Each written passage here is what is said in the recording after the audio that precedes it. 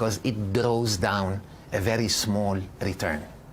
And this is where we came up with the idea of tokenizing at the level of the development itself and involving those investors who are today in this virtual world, in this crypto world, in the development of hotels, where they can earn an IRR or an annual rate of return, which is much more attractive than tokenizing 10 apartments somewhere and earning 1.5% per annum.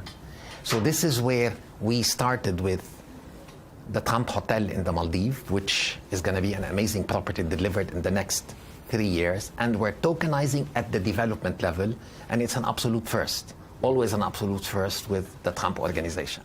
Yeah, and you've worked in blockchain in a previous role, and you're a self-professed crypto evangelist. So no surprise that this initiative came up. These oil, gas, they're going to be tokenized.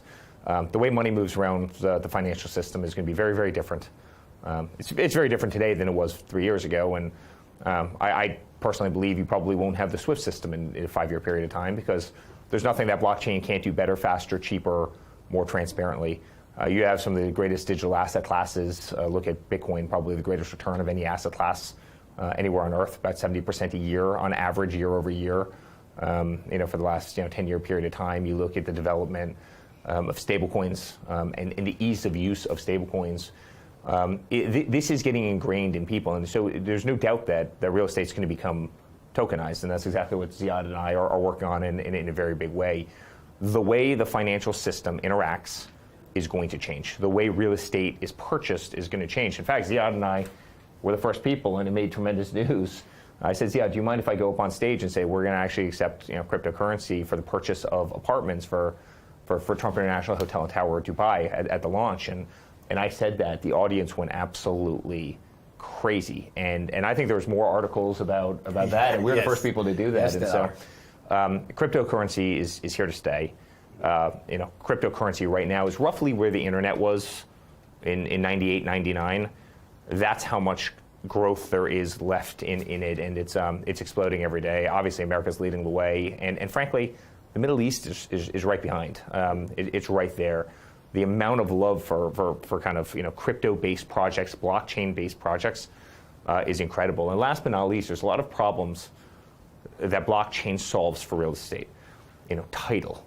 Why can't all title, instead of being done in some title office using antiquated paper, why can't that be done vis-a-vis blockchain? The way the actual money's paid, the way brokers is paid.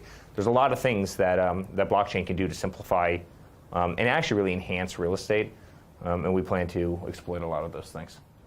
Okay, we're coming to the end, and I know you've got no interaction with Washington, and you've described a very large wall that exists between you and that has anything to do with government. 1,500 miles northeast of where we are right now, some major events are taking place on the streets of Tehran. And I wonder what you made of that, and whether you see perhaps a day in which Iran is a market that could be one day perhaps open for the likes of the Trump Organization and Dar Global. I would love it. I would love it. I think I can certainly, obviously, I do wall myself off from politics, but I can say that the one thing our family cares about is peace and prosperity around the world. I think my father's been one of the great peacetime presidents. The amount of wars that he's kept the world out of, the amount of wars that he's stopped. He wants peace. He wants prosperity. And it's exactly what this region wants. I know everybody in the UAE. I know everybody in Saudi. I know everybody in Oman, all these countries. And what do they all want? They want peace and prosperity. They want to, what they're building is incredible. And what's the one threat toward everything that's being built? What's the one threat toward Korea? What's the one threat toward these incredible visions and these incredible dreams and these incredible lifestyles and this economic boom and businesses thriving and children thriving and education thriving? What's the one threat to that? And that's crazy. I mean, the one threat to all of that is crazy. And so my father wants peace and stability, and he would love nothing more than to see that in Iran. Iran's got amazing people. I mean, absolutely amazing people. And hopefully that situation works itself out in a way that's beneficial not only to Iran as a country and its society, but clearly the entire Middle East. Okay, and there's another huge piece of virgin real estate in the world, which is in Greenland. Do you think opportunities will present themselves there? I mean, if you're asking me whether or not I think I'm going to be bringing a hotel to Greenland in the near future, I think the answer is probably not. Greenland is strategically important for a lot of reasons, a lot of global reasons, a lot of security reasons, not just to the United States, but pretty much the entire Western world, including exactly where you are from. And so, Greenland is becoming more and more of a source of conversation, especially as some of the northern sea routes open up, and especially as more people look to militarize that part of the world. We can't be babies, we can't be naive, we can't pretend something that is happening isn't happening, and I think my father will ultimately do what it takes, if required, to make sure that kind of the Western way of life, certainly America, but the Western way of life and Europe is safe and protected against forces that don't have our best interests in mind. Okay, we appreciate you sharing that with us, and we appreciate both of you talking to us. We want to keep the conversation going and keep hearing more about successes in the real estate world from both of you. Eric Trump, Executive Vice President of the Trump Organization, thank you very much indeed to you. And thank you to you, Ziad Shah, Chief Executive of DAR Global. Thank you. Thank you so much. Thank you. Thanks. Our allies, their allies, in many cases, are worse than our enemies. Stay informed and connected with the latest international headlines. There obviously is a risk.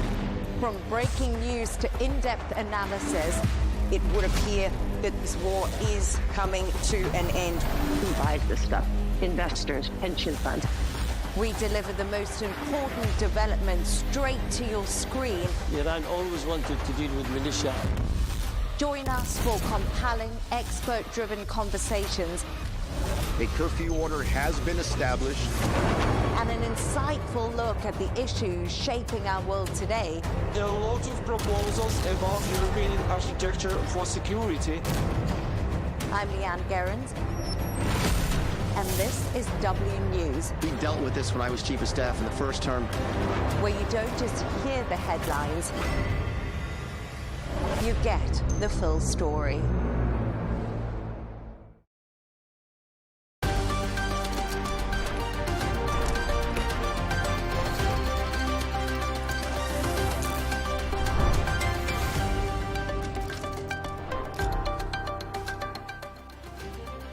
Hello and welcome. I'm Leigh Ann Gerrans and you're watching W News Extra, broadcasting live from the Al Arabiya studios.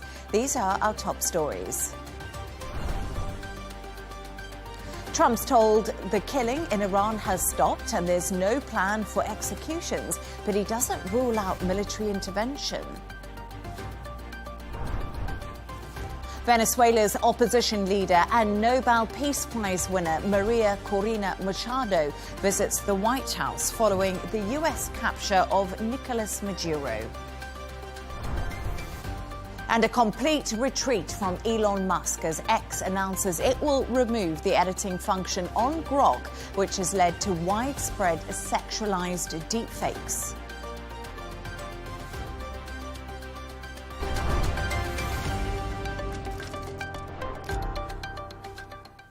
Now, President Donald Trump has told the killing in Iran has stopped and the executions won't take place, but still won't rule out military action. According to the family of Irfan Soltani, the 26-year-old arrested during the demonstrations, he had been scheduled to be put to death on Wednesday. Here's what President Trump had to say. We've been told that the killing in Iran is stopping, and it's stopped, and it's stopping. And there's no plan for executions or executions. So I've been told that on good authority. We'll find out about it. I'm sure if it happens, we'll all be very upset, including you will be very upset, but that's just gotten to me, some information that the killing has stopped, that the executions have stopped. They're not going to have an execution, which a lot of people were talking about for the last couple of days. Today was going to be the day of execution. To discuss this and all of today's stories, I'm joined by business editor of Gulf Arabian News Insight, Shane McGinley, and Dr. Ellie Al-Hindi, Professor of International Relations at the American University in the Emirates. Shane and Dr. Ellie, thank you so much for joining me this evening. Dr. Ellie, I want to start with you because we just heard from Donald Trump speaking there. Do you think this will be enough to stop US military action? Well, it seems it did for now, at least. The tension yesterday was very high. All intelligence reports were preparing for a hit. All movement seemed like a hit was going to happen. And then something happened over the night. A deal was struck somehow, somewhere. Of course, the face of that deal is what Trump just mentioned, that the killing has stopped, that there will be no court-martial executions and so on, which is something that could be very positive if it does, but I don't think it is substantive enough to stop an American attack. Obviously, some other deal have happened. It could have been around the nuclear program. It could have been about some changes in the regime's behavior. It could be Hezbollah in Lebanon. It could be anything in that sense. We have to wait and see what was the actual agreement. But for now, yes, it seems that Trump have stepped down from the fact, but of course he cannot be like Obama putting red lines in the sand with Syria and not acting. So at least he's claiming that he achieved something very important, which is that the killing has stopped, which is not very true 100% as far as we know from the people inside Iran. And it's so interesting because, Shane, what Dr. Ellie says, it appears to have stopped military, US military intervention for now. I find it quite an interesting debate which is happening at the moment because it's very difficult, of course, to get information out of Iran because of the internet blackout.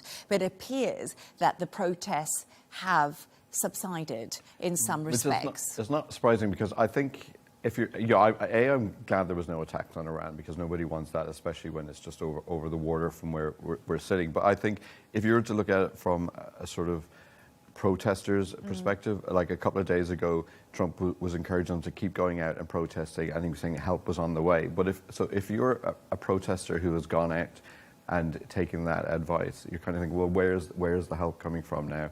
And so no wonder they've stopped protesting because clearly it wasn't leading to any objectives they were getting, and they've realized that they're not going to get any sort of military action. So the only way you're going to sort of push for any kind of regime change, if you're a part of the protest, is if you think you're going to get backup. And there's countless, examples in history that I can go down to that I can remember from the history books of when, sort of superpowers have promised action that didn't come through. And I think this is sort of a case of it.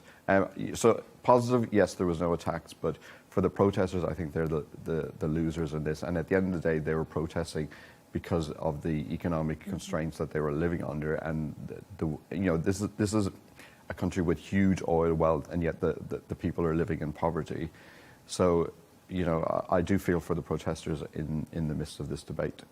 And it's so interesting because we talk about the economic situation happening in Iran right now with inflation running at 40 to 50%. Life is very difficult for people. And this was an organic movement that did start because of the economy, but has somewhat gained steam, hasn't it, Dr. Ellie? Definitely, but still I think we need to understand the fear of all of the surrounding countries, but also of many in the international community, that a potential instability in Iran due to the fall of the regime without a clear plan of replacement, without a clear image, let's say, or at least a person that can control. It's a huge potential of instability that nobody would like to first be responsible for, and then take the consequences of that, especially in countries in the region or countries that rely on oil or anything like that. The repercussions could have been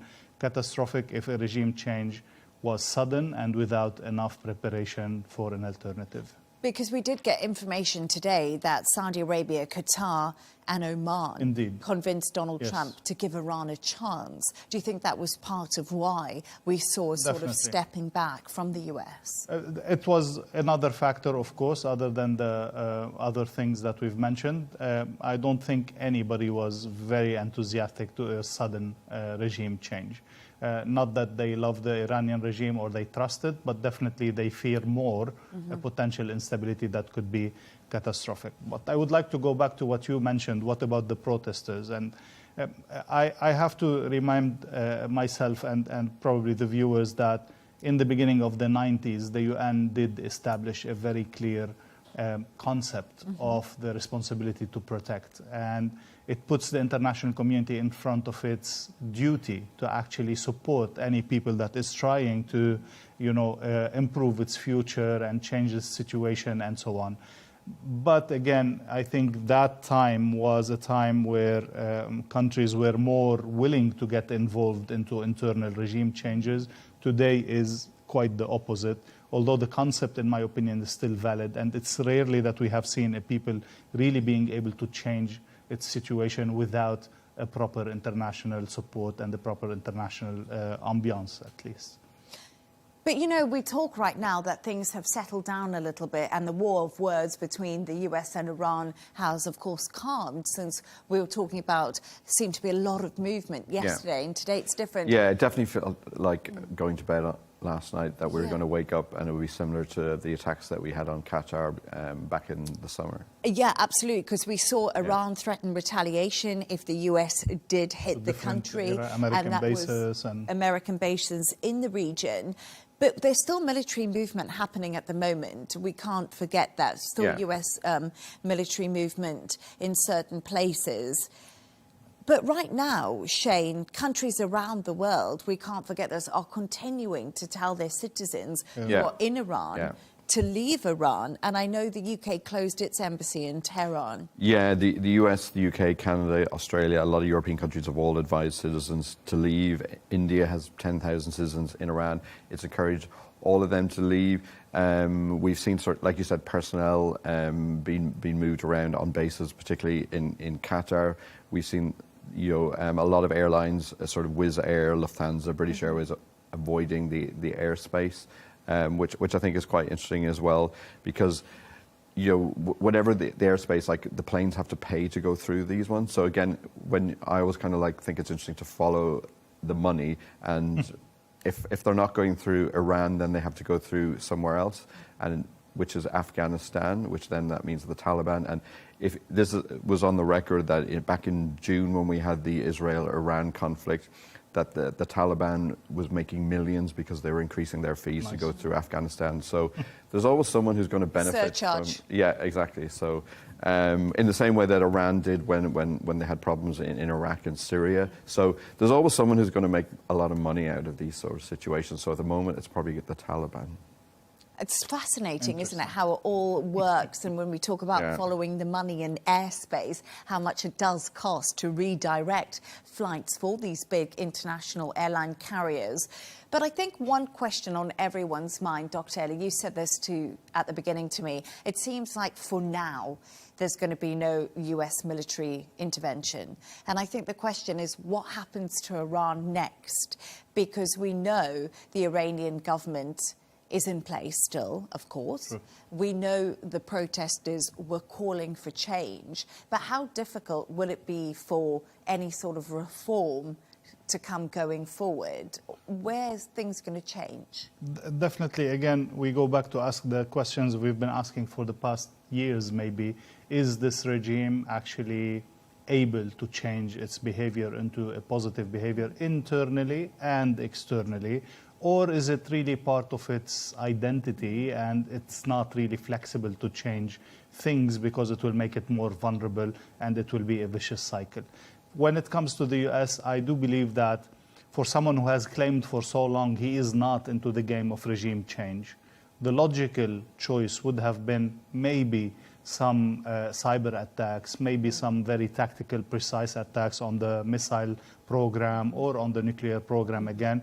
This would have encouraged the internal dimension. But again, Trump has never stopped saying, even in his first term, I'm in for a deal. I'm not in for a regime change. So I think if he goes back to that, we will see some very specific attacks, some very specific, potentially not declared or not adopted attacks by the US, and the demonstrations will continue for a certain time. Trump will definitely try to use this internal and external pressure to get to a proper deal that he is seeking for a while. But I think the market has sort of spoken, and oil prices are down 4%. So they believe, and one of the analysts said that the immediate risk premium has softened. So everyone seems to believe what Trump has said, and that the oil price has spoken. So interesting, but I think this is something that we'll be discussing and see what, of course, happens in the coming months. But thank you so much for your thoughts on that. Let's move on to another story now. In Venezuela's opposition leader, Maria Corina Machado, has visited the White House today after an invite from President Donald Trump. It follows a US military operation in Venezuela, which resulted in the capture of President Nicolas Maduro.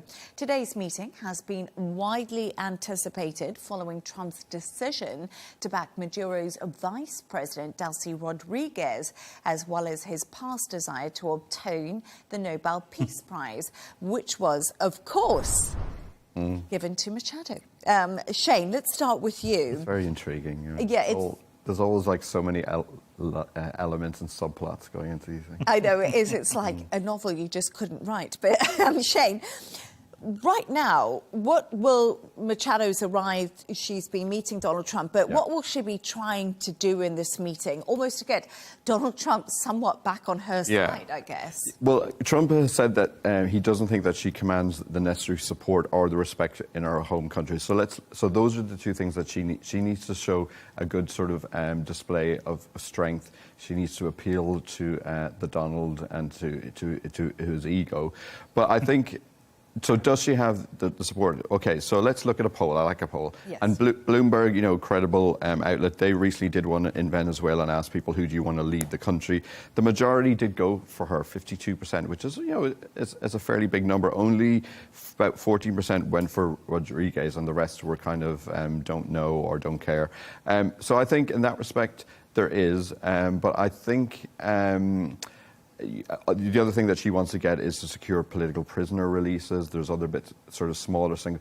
But when I sort of thought about it, what does she want? I think she's basically just, unfortunately, a pawn in the general optics of Venezuela. And I think Trump wants to send a message to Rodriguez. While she has been put in place, she shouldn't get comfortable and realize where the real power is in the Oval Office and not in Venezuela. But again, my question is 52% support enough to control a country? And going back to what we were saying about Iran, definitely the US, but also in general in the international community, they would choose 100 times stability on democracy. And 52% does not mean anything if you cannot control the army, the security institutions, and the stability of the country. That's why it was, I don't want to say a smart move, but this is a good play by Trump to keep the regime in place, just get rid of Maduro, but now keep pushing the regime to cooperate, as Shane was saying, to do what he wants them to be doing. And then he's just using Machado, of course, as a tool to increase the pressure. And Rodriguez, 14%, I guess she is a nobody. She's just a figurehead. But the deep state is controlling the army, security forces, the Minister of Defense, the Minister of Security. They are the ones actually holding the regime in place. So it's normal. I think it's very telling, these Bloomberg statistics. Yeah, I think it's interesting. And you kind of wonder then, you know, if Rodriguez is put in place, has the regime really changed? But the only thing that has changed is that, you know, there's U.S. control over what is going in, and of course, oil. It all comes back to oil. You know, Venezuela has the biggest oil reserves in the world. Untapped, unproven reserves. So it's really interesting. We talk about Venezuela. So it could be tapped into not in the immediate term, but already we've seen reports on Reuters of, you know, some of the big oil companies considering going into Venezuela, you know, some quite close to home. So I think that is what is going to happen. And, you know, Donald Trump, in fairness to him, is very transparent about this is what it's about. Yeah. He's not talking about in Iran or Venezuela that this is a human rights play or anything. I do think in Venezuela initially it started off with the we saw the bombing of the ships, didn't we? Drugs. Yeah. Oh, the drug, it started off with that, but I think it's become more and more sort of clear that it's unproven oil reserves. But I find it really interesting because what we're talking about now is Machado, and she's obviously meeting Donald Trump. But I did speak to a journalist from Caracas a little bit earlier,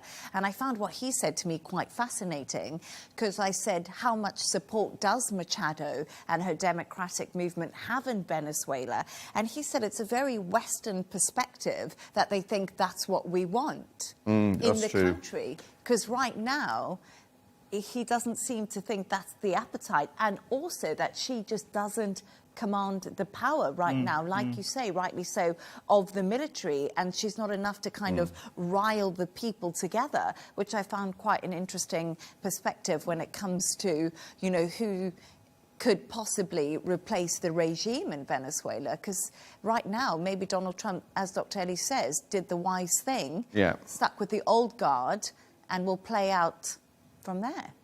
That's true. We have to remember also that this same opposition with different leaders has won 2 or 3 elections, but then was not allowed to rule. Even under the Maduro government, they were winning elections. And we've had several leaders. So definitely the movement is there. Definitely the grassroots is for change.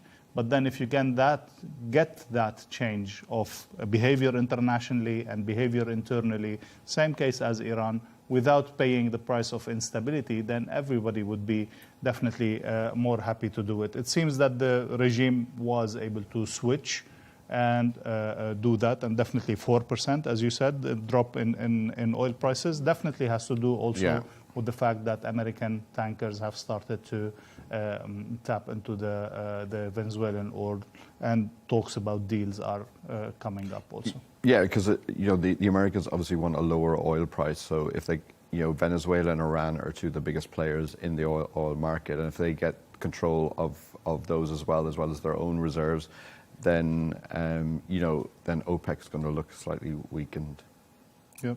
It's going to be interesting because Trump's backing Venezuela staying in OPEC, which of course he normally criticizes, which I find quite fascinating. But I mean, because you have more control from the inside, from the inside of Venezuela's we criticize oil. what we cannot control. If we can control it from the inside, then it's an ideal situation. It's quite an interesting power play, once again, from Donald Trump, thinking about the oil price and the money, what it all boils down to in lots of respects. But let's talk about this Nobel Peace Prize. Dr. Ellie, we'll go to you, because I know Donald Trump really felt like he deserved to win the Nobel Peace Prize. And in all honesty, we have to say one thing about Donald Trump. He's been in power for a year or so now, and he's got the ball rolling on a lot of different things happening.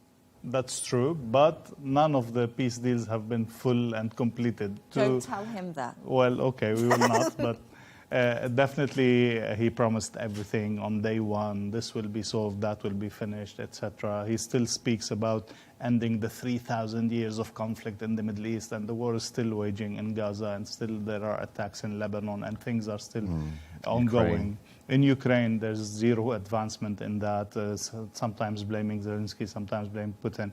So again, definitely he believes he earned it, but maybe next year. Let's see how he goes on his second year in term.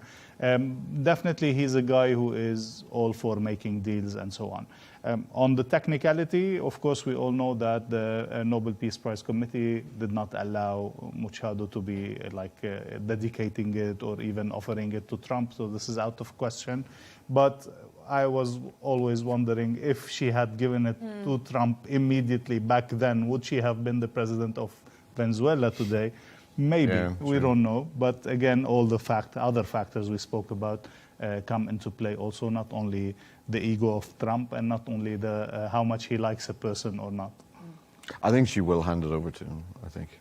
Yeah, maybe symbolically, but then she would be reprimanded, I guess, by the Nobel Peace Committee. Yeah, exactly. But then they also said it can't be revoked, so they can't take it back off her either. So, but it'll be good optics. It'll be good PR. Do you remember, like, with the FIFA trophy? And all that? Will it help her popularity in Venezuela? No, I don't think it will. Exactly. No, I don't think it will. I think that will be.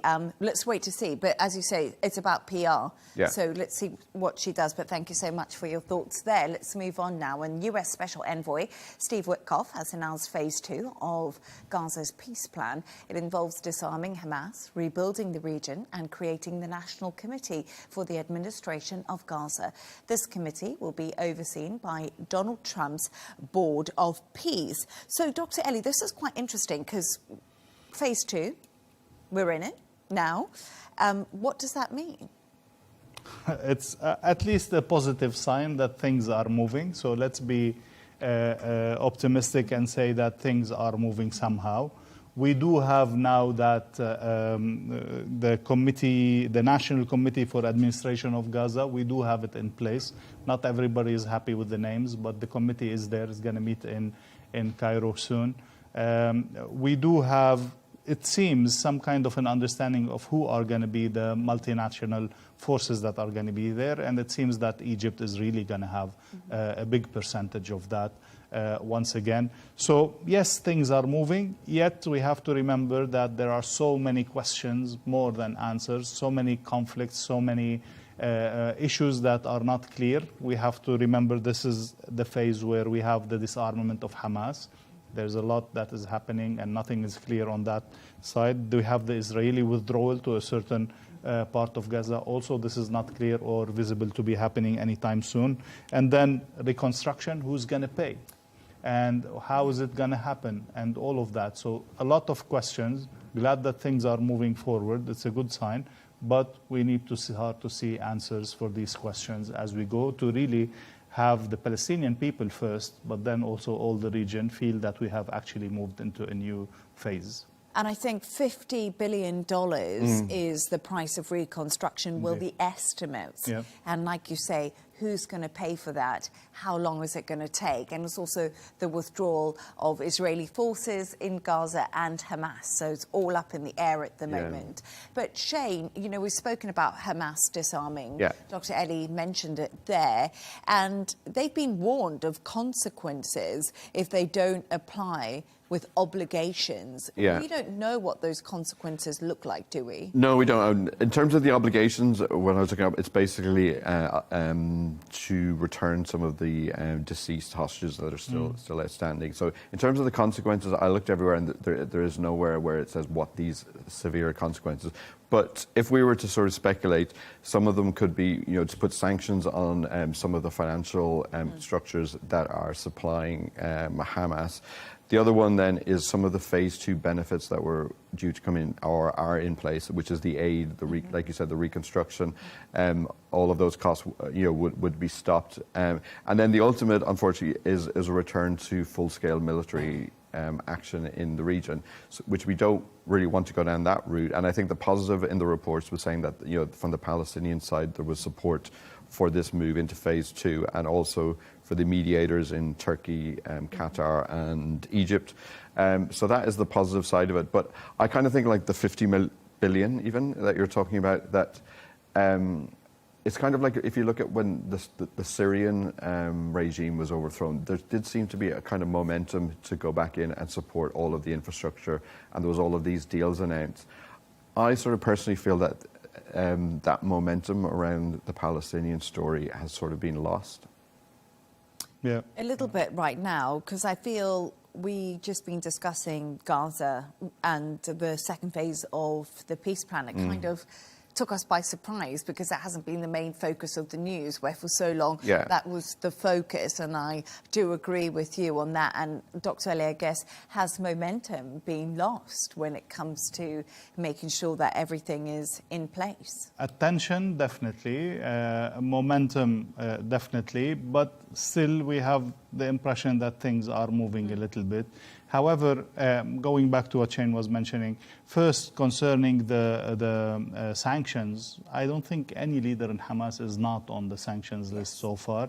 But we have seen also, very importantly, to what you were saying, that the general umbrella of Hamas, which is the Muslim Brotherhood, have just been put on more sanctions, and specific entities in Lebanon, Jordan, and Syria have been put under sanctions once again. And we have even seen Turkey move against some Islamist groups, which is also a big shift in the sense of where does the Turkish regime put himself. So I think in that sense, we have the feeling that a page has been turned. Hamas has no option. Definitely they are trying not to surrender their weapons for nothing and get something in return, maybe a phasing out of their control of Gaza, but I don't think they have a choice, and the repercussions could simply be, again, assassinations of their leadership, attacks on Gaza, and so on. So unfortunately, they are now the weaker side. They have signed the deal that mentions their disarmament.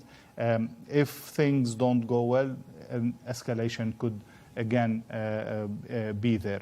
Are we heading in the right direction toward solving this problem completely? Yes, but maybe not in favor of a proper establishment of a proper Palestinian state, which then will put us into a whole question mark of how this conflict is going to be on the long term. Thank you so much for your thoughts on that. Let's move on to another story now. On Elon Musk's AI chatbot, Grok, will no longer be able to edit and undress photos of real people. It's a massive retreat from X following a global backlash and widespread concern over sexualized AI deepfakes. The announcement was made hours after a Californian prosecutor said the state was investigating the spread of these images, including one of children. So, Shane, this has been really interesting because what made Elon Musk blink first? Was it the California court? Was it pressure from all over, different governments? I think it was Keir Starmer in a bikini, probably. That was the deciding. I think this is something that was well overdue. And as I was just sort of thinking of an analogy that came to my mind when we were talking before, and the way there's that old saying that you give someone a fish, they'll eat for a day if you give them a fishing rod. But in terms of sort of perverts and pedophiles, we're always trying to stop them getting access to images. So if we really want to give them software that they can make their own images, that doesn't make any sense in this term as well. And I think Musk probably, he's all about sort of freedom of information, and regardless of what you want to say and whether you agree, I think he probably realized that this is not a battle that he wants to lose on. So I think he probably rightly said, okay, you do not really want to go down in sort of sexualizing images or doing any of this regard. You're not going to win on that battle. And I think it is right that this has been stopped.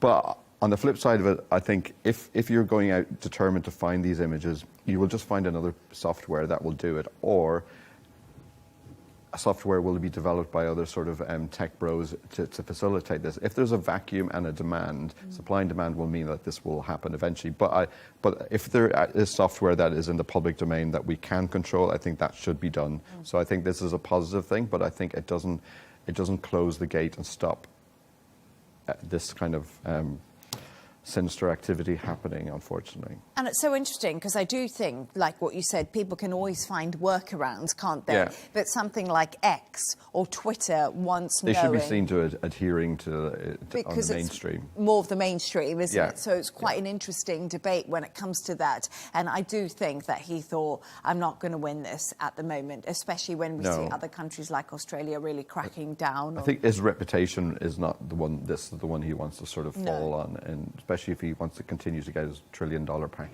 And I don't think again two sides. First, calling it an issue of free speech is a bit of a stretch. So yes, you are free to do what you want and to say what you want, but not with other people's privacy or other people's things. But then again, on the other hand, is this possibly stoppable? Can you stop it? There will always be some way around it. And again, we're putting more regulations on Western/American companies that are operating under proper law, and we are letting the field for other that are less controlled or less legalized or framed things, which would make them lose a lot of the competition in so many ways, which makes it unfair to them in general. I guess other ways could have been thought on how to prevent this, or at least how to punish any abuse of this material that could have been done in any way and in so many different tools used. better laws would be reprimanding or punishing based on the damage that is caused by the person, and potentially making the companies also responsible for that part of the damage. And this will make them auto-regulate automatically without putting such a radical measure of cancelling a feature that, I don't know, could be used in different ways or in a proper ways, if I may say. Yeah, or even like sort of like ChatGPT, if you ask it to do certain things that I think, oh, this could be used for an illegal activity, even though if you're asking it something quite simple. Yeah. So I think it just, yeah, if you want to, say, like, put Keir Starmer in a bikini, I don't think he's going to sue you. That's sort of fairly harmless, I would think. But if you take it to the extreme, then the process should just say, it's not going to do it. It should be self-policing. It's supposed to be AI at the end of the day. And I find that concept of self-policing so interesting because we've spoken about that so many times, especially when it comes to regulation. Who regulates this growing industry of AI? Is it government? Is it the tech bros? Sometimes I think it should actually be parents if you have children, but that's a whole different argument. And that's what people just can't seem to agree on when I look at this. Definitely, again, it's a tool like any other tool. Remember what we spoke about the internet years ago. Before that, we spoke about computers or any new technology that could have been used for the bad. It was used for the bad, but it was used much more for the good, for the benefit, for the advancement of humanity, and so on. So I think any tool will have these edges, and it will take all the support and, let's say, cooperation of all those that you mentioned. The parents first, the user also, then going to the companies, then going to governments who have the responsibility. But we have to treat it like any other creativity. Like if I have an actual picture of you and use it in a wrong way, it's the same as using it through AI, and if I post it or whatever. So I think we need to keep that in mind, keep freedom of speech in mind, and actually move the discussion towards how to punish any abuse rather than prevent beforehand, because it's going to be a slippery slope of where do we stop putting bans and whoever likes and dislikes things. Yeah, because it's going to become increasingly difficult to control something like AI. The bigger and bigger it grows. But Grok's spicy mode did allow users to create explicit content. I mean, with a title like Spicy Mode, Elon Musk must have thought, oh, this could go down a really wrong path. Maybe I should have thought about this a bit harder. Yeah, no, definitely. And, it's probably something that he thinks is probably harmless, but then, he's a father of, 25 children or something.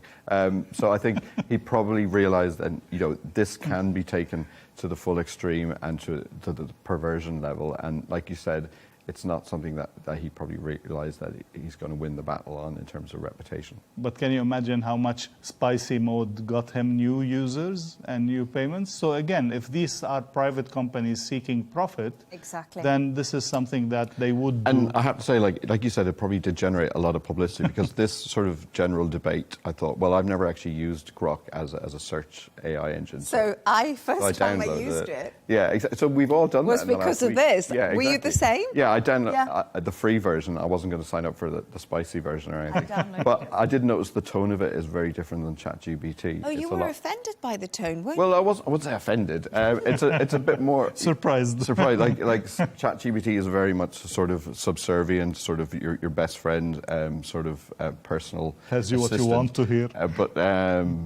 But no, some piece of writing I put in Grok told me it was pretty awful, actually. So I was like, oh my God, and it wasn't even like sugar-coated or anything. So I think I'm going to try use both of them to get like a balanced view. Yeah, well, I think Grok's probably got the attitude of Elon Musk, definitely, doesn't 100%. he? It's got the attitude. We've mentioned before that it is allowed to swear at you. Like if you annoy it, it will actually use bad words in its responses. So yes, definitely Elon's attitude is part of it. And I guess the freedom for that AI not to go in one direction is also part of his brand or what he does. I quite like the idea if I annoy someone for them to swear at me. It feels quite real life, doesn't it? But anyway, let's move on. And it's that time of the show where Dr. Ellie and Shane have chosen two of their quirkiest stories of the day. I must admit something, Shane. I absolutely loved your story. And it was all about something that we've all used, because we're talking about AI now. But before AI, ChatGPT and Grok and DeepSeek, we used to use something called Wikipedia. Yeah, and it's exactly. celebrating a big birthday. Yeah, right today, unless we haven't, obviously not gone past midnight. It's 25 years, Wow. a quarter of a century, and I can remember. Do you remember when? I can remember when it came along and it replaced. Remember Britannia, and you'd have to go and get your encyclopedia off the wall and stuff like that. And it's very quick. I think there is parallels to what we're talking about AI, because quickly Wikipedia sort of became a slang word for bad research, inaccurate, lazy journalism. So it's really interesting. All of that kind of thing. You know, we have a meeting before here, and Beth, our editor, we were all talking about this, and her and I were saying when we first started in journalism, Wikipedia was just a no-go. No, like a taboo. Yeah. And it was pretty bad, I remember, and but it has improved a lot, because it gives you the exact sort of sources of all the information, and there's thousands, probably millions maybe, of these Wikipedia editors who update it on a regular basis. So I do use it quite a lot, but in the same way with AI, I've always said it's like Wikipedia, where if you read something in Wikipedia, then go check the source. Is it from the BBC, ITV, Al Arabiya? Somewhere, yes, I know. So as long as it's a proper source, but a lot of the time with AI at the moment, it doesn't do that, which is the problem. So whenever I ask it, if it gives me a stat or something, it's like, okay, well, where's that come from? And then eventually it gives you. So I think it's taken 25 years for Wikipedia to get to sort of that sort of credibility stage. And I think AI will probably do it like in a year, ChatGPT or something. But we have to remember and salute, why did this all start? When that freedom of information, to give the public access to otherwise secret documents. And it has remained a non-profit organization, which the AI ones aren't. But then, just very quickly, I did look up what the 25 most popular Wikipedia pages are. It's quite depressing. The number one by a huge stretch margin is a list by year of famous deaths. Deaths. So you can go in and see who died last month. When did David Bowie die? When did Queen Elizabeth die? And Queen Elizabeth is 4th. Donald Trump is 3rd. He'll be very happy with that. Cristiano Ronaldo is 6th. Wow. Taylor Swift is all the way down at 16th, and she is 3 below Adolf Hitler. Wow. I wouldn't have thought that. But Adolf Game Hitler of would be Thrones. used for history. Yes. You know, if you look at people going back in history, it's something that's studied and looked upon. So people would. I bet the Taylor Swift is parents trying to understand their children. Exactly. Who is that person? Who's the Swifties? But I find it absolutely fascinating that people always wonder about death, not about births, as you did say. It's amazing. It's amazing. I guess, but again, this is an example of a tool that you can use for whatever, positively or negatively, in your good mood, in your optimism, or in your worst situation. But definitely it has left a mark on the way we do research, on the way we understand things. So I wish I had 25 years. Wikipedia when I was at university. But anyway, moving on. Dr. Ellie, yours is quite a different story, but it's all about Starbucks customers in the UK. Yes. They woke up super early today and they wanted 5 a.m. 5 a.m. Yep. Criminal. But they wanted to get their hands on something really special. Well, we had long queues starting 5 a.m. simply to get the new barista, which is the new cup that Starbucks. Is. Here you go. So it was launched in the US. It made the big, huge fuss in the US. And now it was the launch in the UK. And the lines were crazy and the people were going crazy. They were fighting in the stores. Shelves were emptied in minutes just to get your hands on this teddy bear. Barista. With his head and with his straw coming out of the hat. So you can drink your coffee in a nice way, in a berry way, I guess. I don't know what you want to call it. They were fighting in stores. Oh, definitely. The world's gone mad. And this is supposed to be selling for £27.95. It was on Marketplace, on Facebook, up to £400, £300. Wow. And there's a anecdote, I'm not sure how accurate it is, that one was sold for £1,000 in that sense. So it is really craziness. I don't know why would people be so into it. Yeah, okay, but not to wait in queue for 5 a.m. And I think anyone who waits in a queue for something, it concerns me. I don't know why I feel that way. So would you be buying one, you think? You would go and fight? No, unfortunately not. No, I wouldn't queue for. I don't queue for Apple iPhones. I don't queue for Labubus. Exactly. I don't queue for any, because I think. No, you didn't get a Labubu? No, I didn't. I've got a Labubu. I love the. Do you know what? I'm not into this plastic bottle phase. It really irritates me. But that's a whole different conversation. But I look at this and I think, God, that's a waste of money. $27.99 because I've got about 5 in my cupboard. Yeah. But I did want a Labubu, and I did get a Labubu. So maybe, we're charmed by all these different fads. I think when it was launched in the US, it was quite Christmassy, so people, got attracted to it. But now it doesn't make any sense. Why wouldn't you buy any other things? And the one that doesn't have the Starbucks logo is selling online for £16. And you can write it on there. Yeah, you could write, you could stick on it a Starbucks logo. I mean, it's just, consumers' behavior is just amazing, and we keep going down the hill as we go. I know. Well, I wonder what the next fad will be. We'll wait to see. Labubus. It'll be quickly around the corner. Yeah, we'll see what's coming next. But thank you to my guest tonight, business editor of Gulf Arabian Business Insight, Shane McGinley, and Dr. Ellie Al-Hindi, Professor of International Relations at the American University in the Emirates. And that's all from us on W News Extra. Don't forget to subscribe to our YouTube channel. Also follow us on X. G&T will be coming up next. Goodbye and thank you.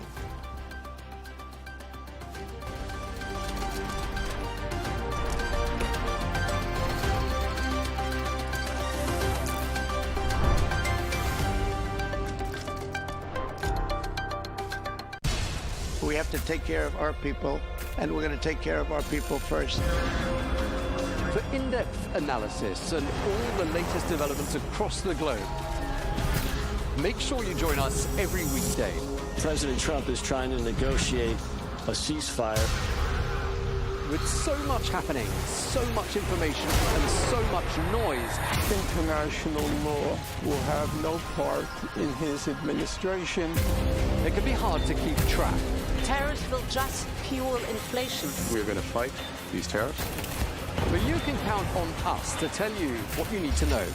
We stand by your side. Join me, Tom Burges Watson, for Global News Today, right here on Al Arabiya News.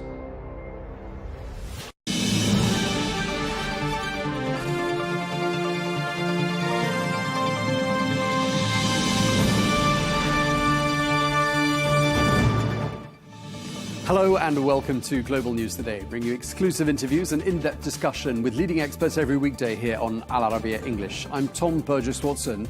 Coming up today, Iran appears to have averted US strikes for now by pledging not to execute protesters. We ask, is this de-escalation or a tactical pause by the Americans ahead of surprise action? Plus, as the US State Department announces a pause to immigrant visa processing from 75 different countries, we'll be discussing immigration and ICE tactics in our weekly US Roundup with Republican strategist Angie Wong.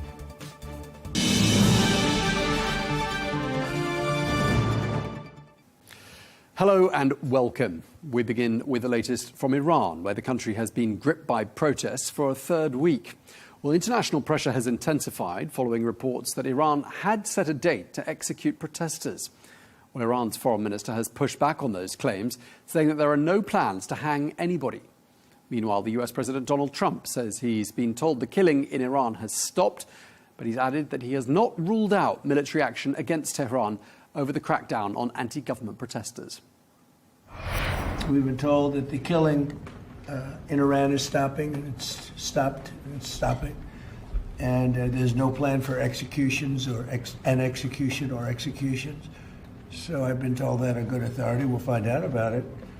I'm sure if it happens, we'll all be very upset, including you will be very upset, but that's just gotten to me, some information that the killing has stopped, that the executions have stopped. They're not going to have an execution.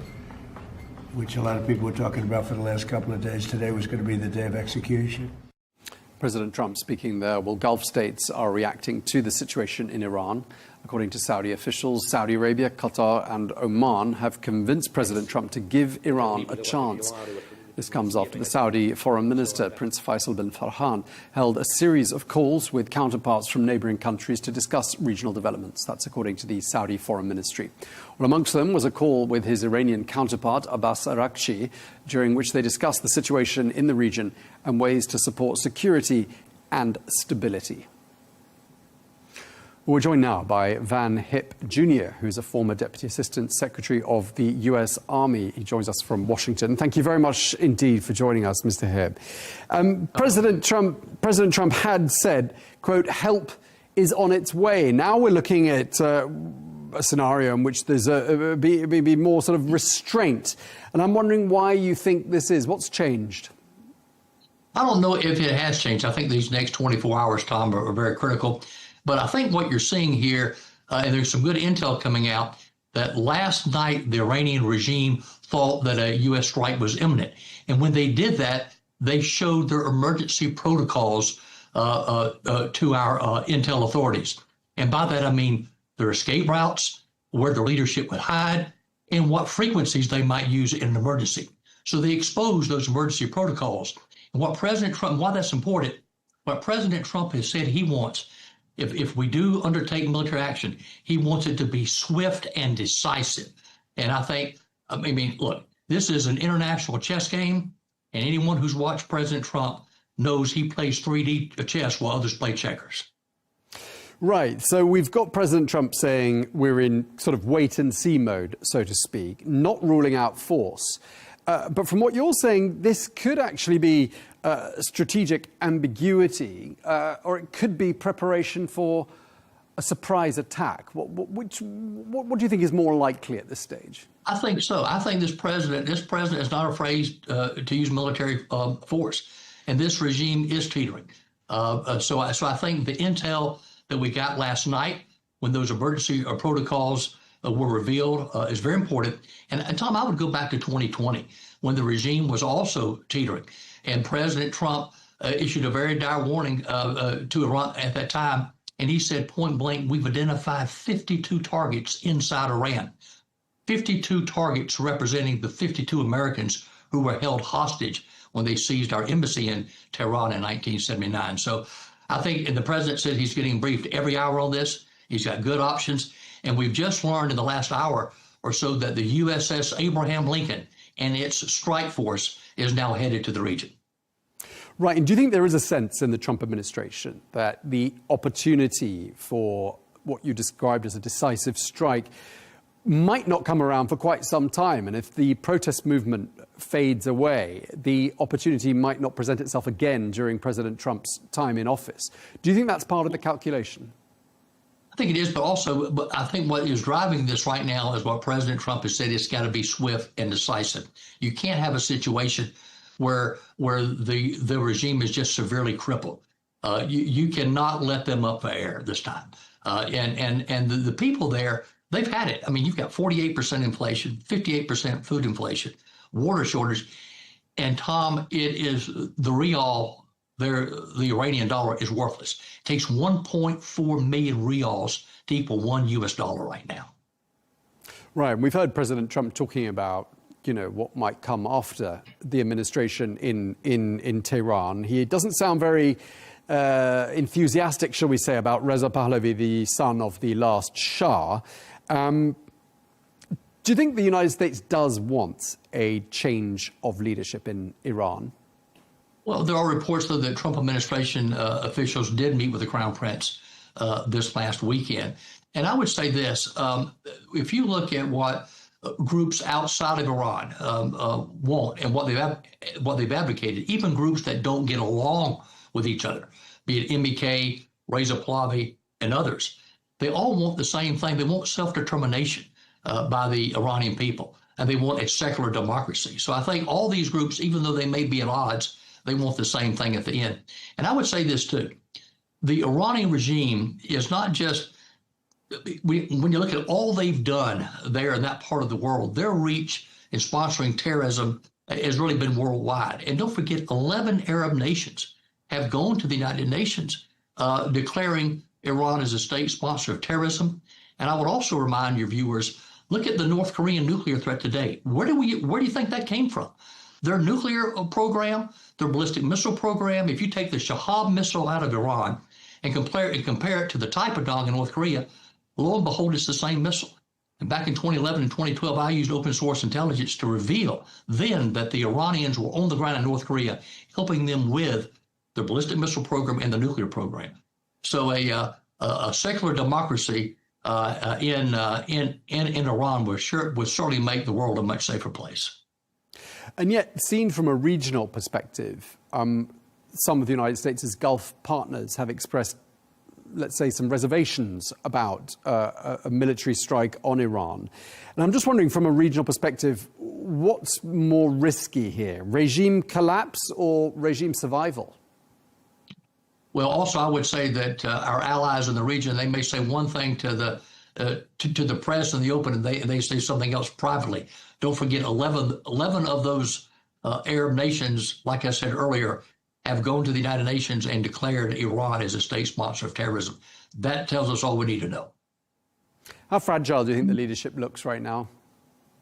I think it's fragile, but we've seen it before. We've seen it in 2009. We've seen it in 2020. And I quite honestly believe, I go back to where it was in 2020, and it was teetering once again. And I think had President Trump been president instead of Joe Biden, it would have already collapsed. But I go back also to the 2009 uprising of the people there. And what really drove a lot of this, Tom, is we had 6 U.S.-based Farsi TV stations that had a pro democracy values type message to the young people. It had a profound impact. And one thing I've advocated for years is more Farsi speaking communications, media outlets to communicate directly to the people of Iran. Do you think we're basically looking at a diffused crisis or the calm before a serious confrontation? I think I can guess where you might be heading from what you said earlier. I think it's a coin toss, but that's the beauty of this president. He keeps them guessing. He keeps his adversaries guessing, and he has. You know, when Donald Trump first got elected, people thought, well, his weakest area would be foreign policy. I say it's probably been one of his strongest suits. Do you think the president feels somewhat emboldened by some of the foreign policy operations that have been carried out already in 2026? And of course, I'm thinking of Venezuela. They've been effective, and again, you know, he's gone in. He's not expanded the mission. He's focused on it. And this president, I mean, you know, when you undertake any kind of military action, he takes this very seriously, and he's and very deliberative. And that's why he tasked the Pentagon, give me options, but it's got to be a swift and decisive strike. And I think he takes his responsibility seriously as commander-in-chief. And I think one of the most important responsibilities as commander-in-chief is to protect the American people, to provide for the common defense, to protect the American people, to keep us safe.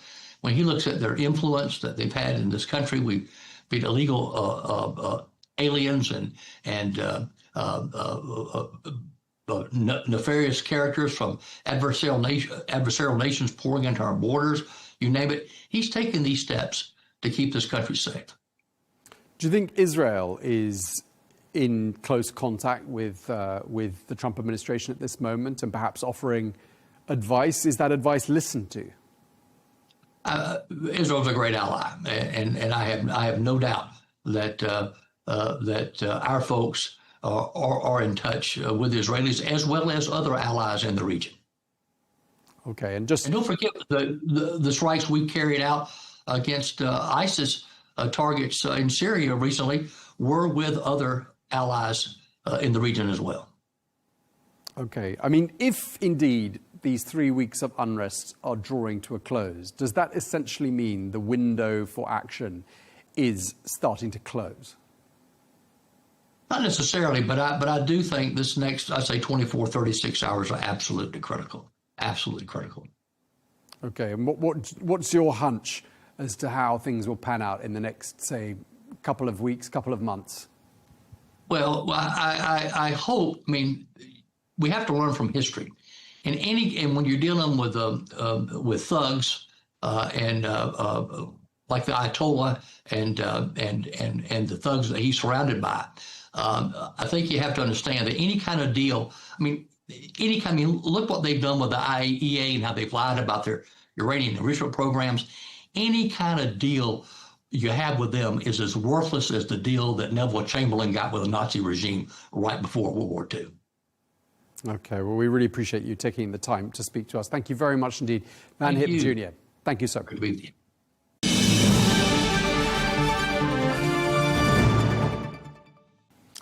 Well, we're joined now by Richard White, who's a security analyst and senior fellow at the NATO Defence College. Thank you very much indeed for joining us, Mr. White.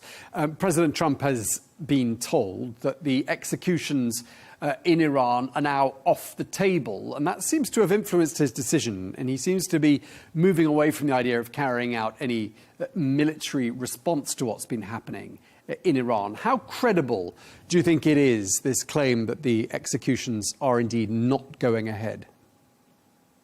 Right. Well, both President Trump and the Iranian foreign minister have made that claim. And what's obvious from this is you can basically verify it fairly quickly. If there are executions, they normally are put in public, but even if they were in private, the families would know and release that information. And I think it makes sense that this way President Trump can claim, well, he stopped the executions and the Iranian government won't provoke a need for U.S. escalation. So I think this is probably what's going to happen. There won't be any immediate executions. Okay, I mean, President Trump had said earlier in the week, quote, help is on the way. Why do you think he had the change of heart? Well, I think several factors were at work. One, the U.S. goals were never defined as the U.S. bringing about regime change itself. If the protesters could do it, the U.S. would welcome that. But President Trump seems more restrained in his ambitions. He seems to want some kind of, as he puts it, deal with Iran to govern its nuclear activities, regional policies, and so on. And the protests helped achieve that. At least they put more pressure on the Iranian government and made clear that unless they solve their economic problems, they're likely to continue. And then there was a capacity problem. The U.S. doesn't have a lot of forces in the Gulf at the moment. It could launch maybe an initial wave of strikes, but the carriers, there's none of them are there. A lot of the forces of the U.S. would normally have in the Gulf are off Venezuela. So I think it was a prudent balance of goals and means, and that's kind of what the U.S. could achieve and how to do it. Well, of course, Israel is a country that's carried out strikes on Iran, and they seem to have pretty razor-sharp intel when it comes to what's happening on the ground in Iran. I mean, could Israel perhaps take matters into their own hands? That is possible. There are reports in the U.S. media that the Israelis and Iranians exchanged communication through the Russians acting as intermediaries, saying they didn't intend to attack each other on this crisis. I think that, Israel started the June war last year. It could attack Iran again.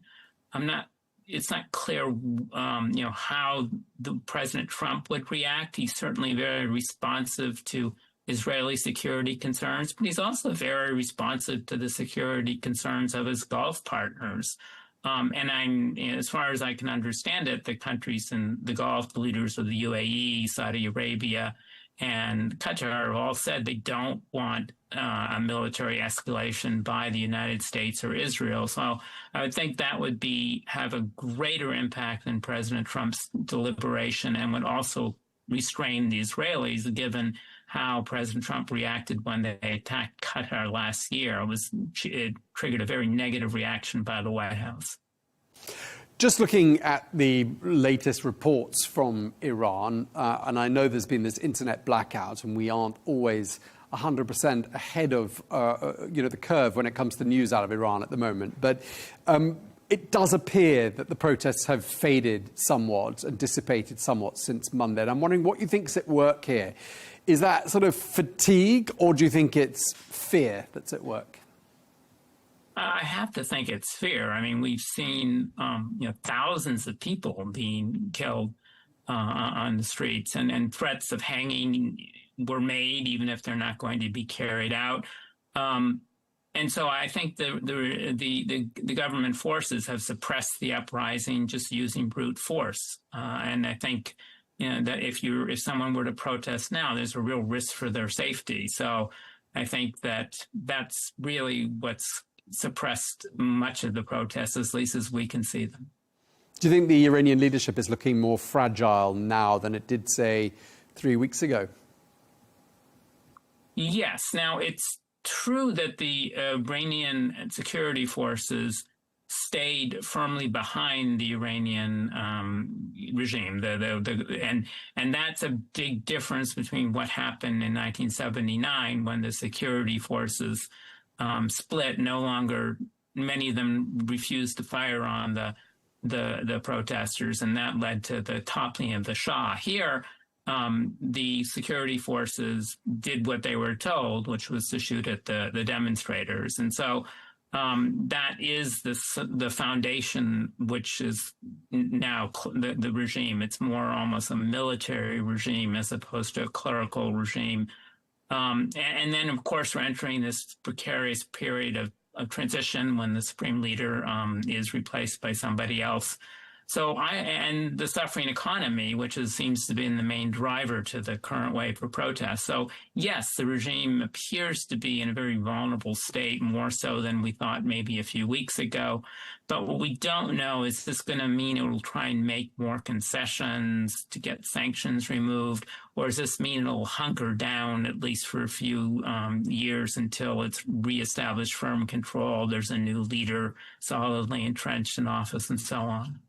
It's very hard to see how they can address those economic grievances, because there are some pretty long-standing, deep-seated economic problems in Iran. Plus, there's the fact that Iran, as a nation, has very few friends around the world, and the list has got shorter, I would say, in the last couple of years. So do they really have any capacity to fix those underlying economic problems and address those grievances? Yes, you're correct that there are some structural and problems in Iran based on misalignment of its role in the world economy. It would naturally be an economic partner of the West, sending energy and other resources to the West in return for industrial goods, but it's reoriented itself towards Russia and China, which is less helpful for its development. There are internal problems with price controls, problems with corruption, problems with really rent taking. That is, you have privileged elites who exploit their monopoly or connections with the leadership to gain excessive rents from their activities and impoverishing the people.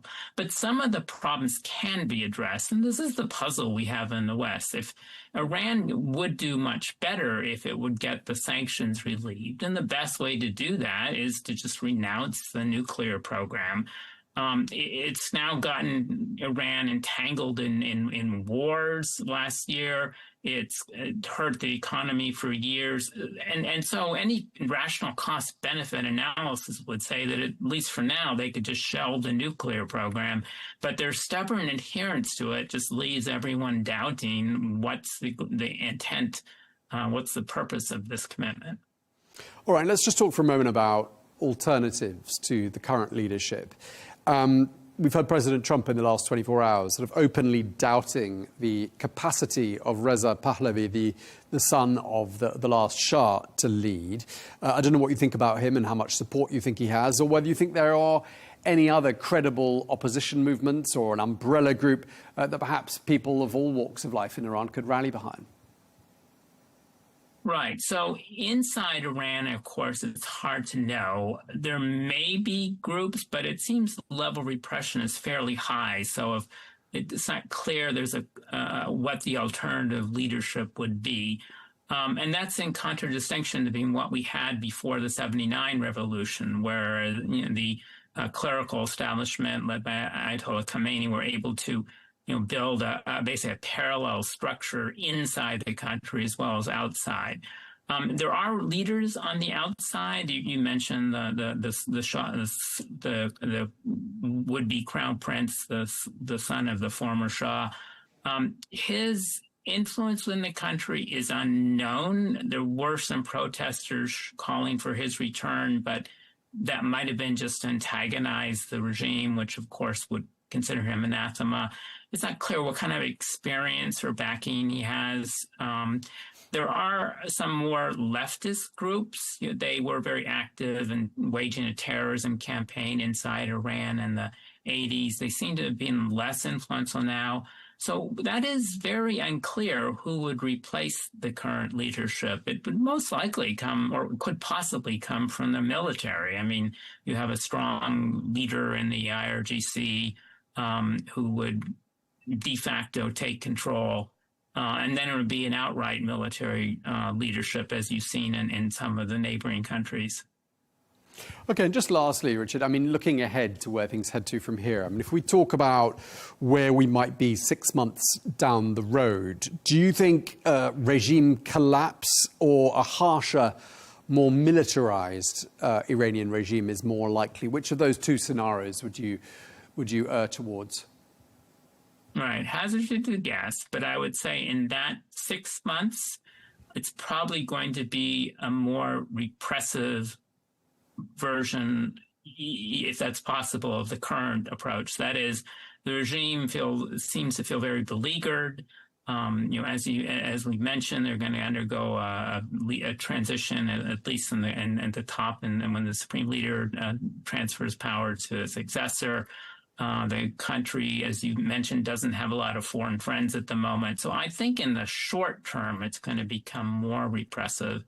But longer term, this strikes me as just being an unnatural political leadership for the Iranian people who would want a more liberal democratic regime. It's an unnatural geopolitical stance being focused towards Russia and China as opposed to the West, or even more so the neighboring countries in the Middle East. So I think the long-term prospects of the current regime are small. But in the next 6 months, it looks like they'll stay in office. All right. Well, we really appreciate you taking the time to speak to us and sharing your expertise with us. Richard White, security analyst and senior fellow at the NATO Defence College. Thank you for your time, sir. Thank you for hosting me.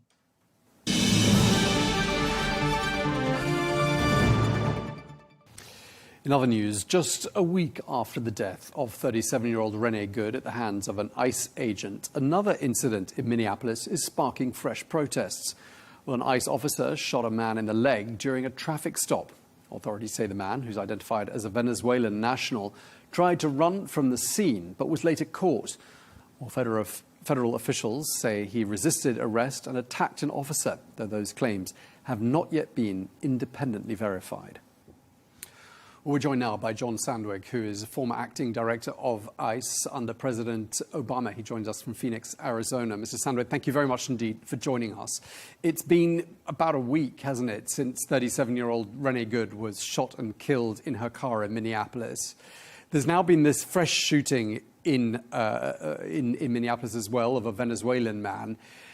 Is it fair to say things are extremely tense only in the state of Minnesota, or would you say the tensions have spread right across the country? I think it's fair to say the tensions are spread across the country. I think that incident, that tragedy involving Ms. Good really brought more attention to what is going on with the immigration enforcement. That said, I would say that that the attention is focused more in large urban cities that tend to be more democratic. I think there's less concern in those areas that are more supportive of the president. But also the way in which the administration has done these deployments is they've done it in some targeted cities, most famously, Chicago, Los Angeles, and now Minneapolis. And certainly in those cities where there's been this expanded DHS, ICE, and U.S. Border Patrol presence, there's been a lot more focus on it. But listen, this incident caught the nation's attention and certainly triggered a vigorous debate in the United States about how smart or necessary is this mass deportation effort. Okay, let's just zero in, shall we, on what happened to Renee Good. I mean, you've seen the videos. Videos were shot from different angles of the scene. What was your assessment looking at those videos of just what happened to her? It's from my experience working at the department, whenever you have an officer involved shooting, you really need to just hold back on making a judgment until you can gather all of the evidence. Certainly, I would say a couple of things about the videos. One, they're horrific to watch. Two, it's a tragedy that I firmly believe never should have happened. And I hope we all look back on this and figure out what could we have done differently to prevent this, not just at that very milliseconds when the officer had to make this incredibly difficult decision, but what was everything that led us to that point? But in terms of whether or not the officer's use of force was justified, it's hard. Listen, I'm looking at 3 videos. I'm not out there interviewing all the witnesses. I'm not talking to the officer and hearing what he was seeing. I'm not looking at any additional security camera footage they might have developed. I'm not looking at evidence related to the angles of the bullets or any of that information, or even really aware of the officer's, what the injuries he might have suffered. And so I think as a result of all of that, it's impossible for someone like me to make a judgment. But of course, we had senior leaders very quickly make judgments. And, candidly, Tom, I was very surprised, and I thought that was irresponsible of them. The standard protocol, for a lot of very good reasons, is to hold back on making any judgments until an investigation is completed. Right. So what you're saying is that the assessment very shortly after that shooting by the Department of Homeland Security Secretary Kristi Noem, calling Renee Good a domestic terrorist, you're saying that was hasty and doesn't sound like it sat very well with you. Tom, listen, a couple of things. One is, first of all, remember, ICE serves the United States of America. Unfortunately, it is being viewed right now as a partisan agency. And it's almost as if you have to take sides. But the bottom line here is that we should all want to make sure we get at the truth, and that we may have an objective determination of responsibility that's based on facts. And you can't make a decision until you have those facts. I worked at DHS for 5 years, including my stint at ICE. And during that 5 years, I will tell you, we had lots of crises, and that initial information you get is always wrong. There's just that right after things happen, people are flowing information up as quickly as possible, and it's not always verified. And I think what I would say is to make a judgment based on that initial information is highly irresponsible. But of course, the other problem is this, that now we've rushed out there and said, absolutely justified shooting. She's a domestic terrorist. She's crazy. Before we've done before we've interviewed any witnesses or really gathered any facts. Know that when this investigation is complete, it is impossible for the public to view that in any way, shape, or form as a credible investigation, right? The secretary herself has doubled down. The vice president has come out and said this was a justified shooting and that Ms. Good was a domestic terrorist. And as a result of all of that, no matter what the investigators actually determine, there's just no way anybody's going to believe it's credible because the political leadership has already weighed in and made their determination. Right. So it sounds to me like you're saying that the level of public trust in ICE right now is pretty low.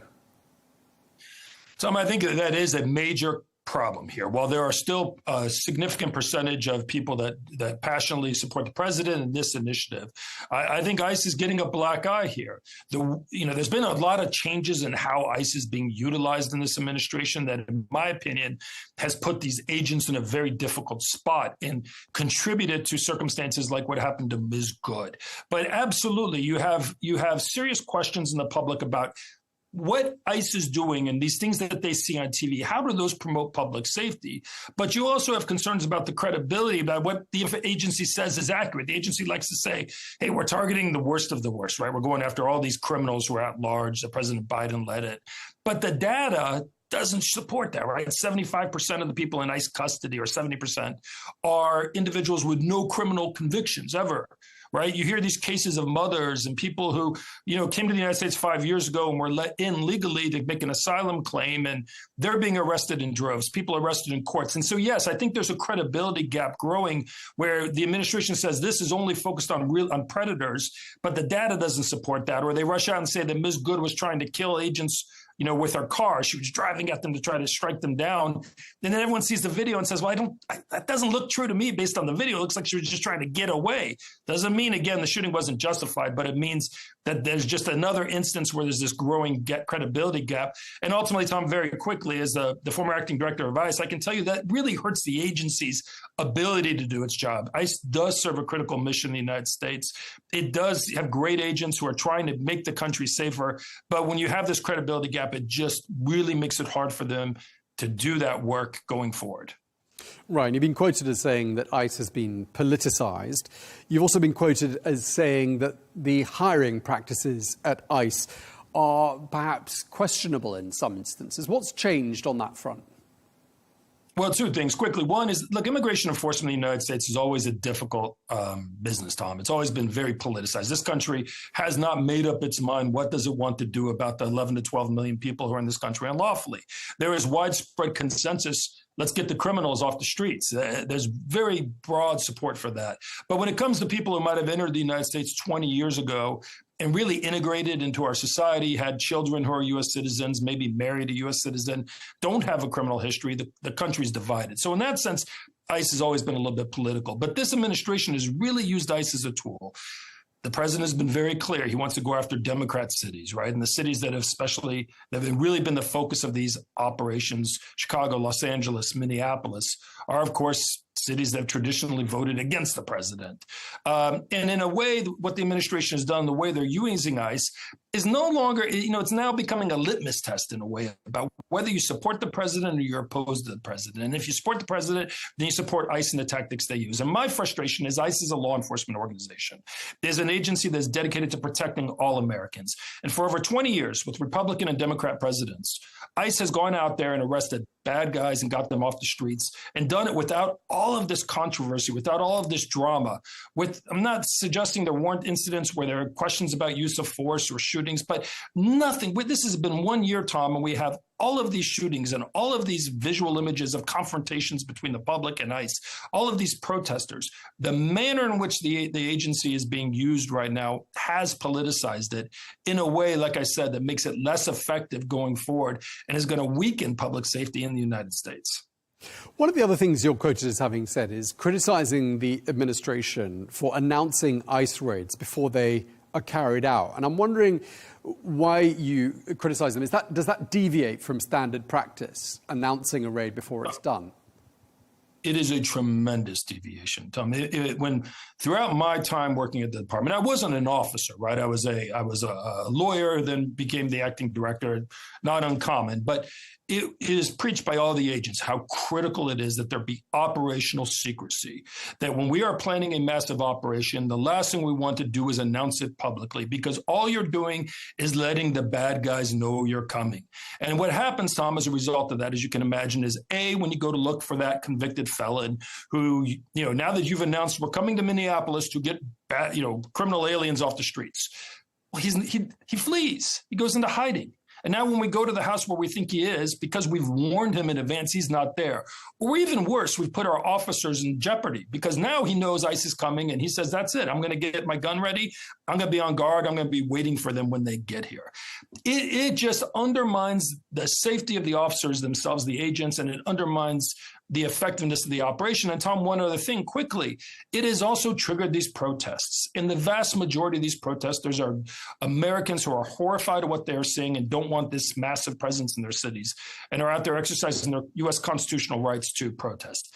But there's some bad apples in there too, people who want to who are assaulting these ICE agents. But by announcing publicly we're coming and by doing these very demonstrable shows of force instead of that more quieted traditional law enforcement where you get in, you get the bad guy, and you get out, we have created a scenario where now we put the public in greater danger when they have these confrontations with the ICE officers, and we put the ICE officers themselves in greater danger. And Tom, quickly, the administration always likes to talk about these data about how many assaults are how many increased numbers of assaults on ICE agents there have been, or incidents where people are throwing things at them, or they're getting struck by, punched, or just other incidents, these vehicular incidents. But so much of that is a byproduct of that very thing, of publicly announcing them, thus increasing the risks to the agents themselves and increasing the likelihood that they're going to be assaulted. I really think the administration is doing a real disservice to these agents by not just putting them out of position, but by publicly announcing they're coming and thus increasing the threats that they face. And just explain to our audience briefly why you think the administration does make these announcements. What's to be gained from it as far as they're concerned? Well, it goes back to what I said. I mean, I think the administration likes the politics of this, right? But I think what people don't understand is what the images they see on TV is not traditional immigration enforcement. This is not what ICE has done. And this is a point, Tom, I want to drill into people's heads, is that ICE has arrested millions of people since its inception but did it so quietly. I'm not saying they didn't generate controversy. ICE has always been controversial because of its immigration mission. But it was able to do this quietly in a way that was more targeted and lower profile, that kept the public safer and kept the agents themselves safer. And so I worry that people sit here and say, and the administration wants to characterize it this way, saying you're either for immigration enforcement and for getting criminal, or against, or you're in favor of criminal aliens, letting them stay on the streets. That is a false proposition. That is a false choice. The reality is you can do immigration enforcement, do it in a way that ICE has effectively done it traditionally, in which they've deported millions of people with criminal convictions over 2 decades without having these controversies.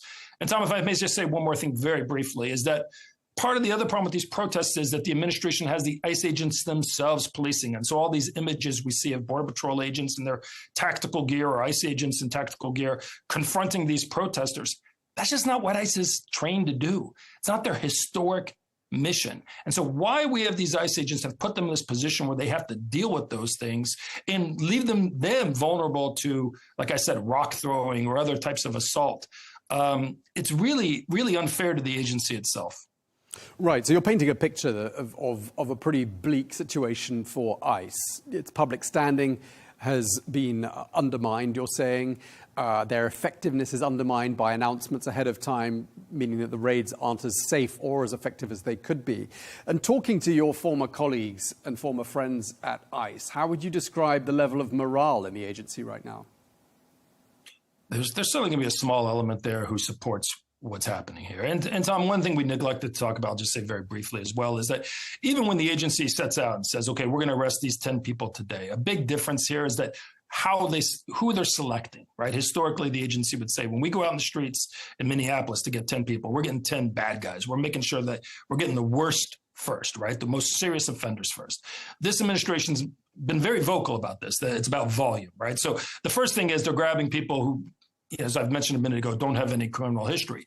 There's a small percentage at ICE, good agents who want to do right, but who do believe personally that we should enforce our immigration laws against every undocumented immigrant in the country.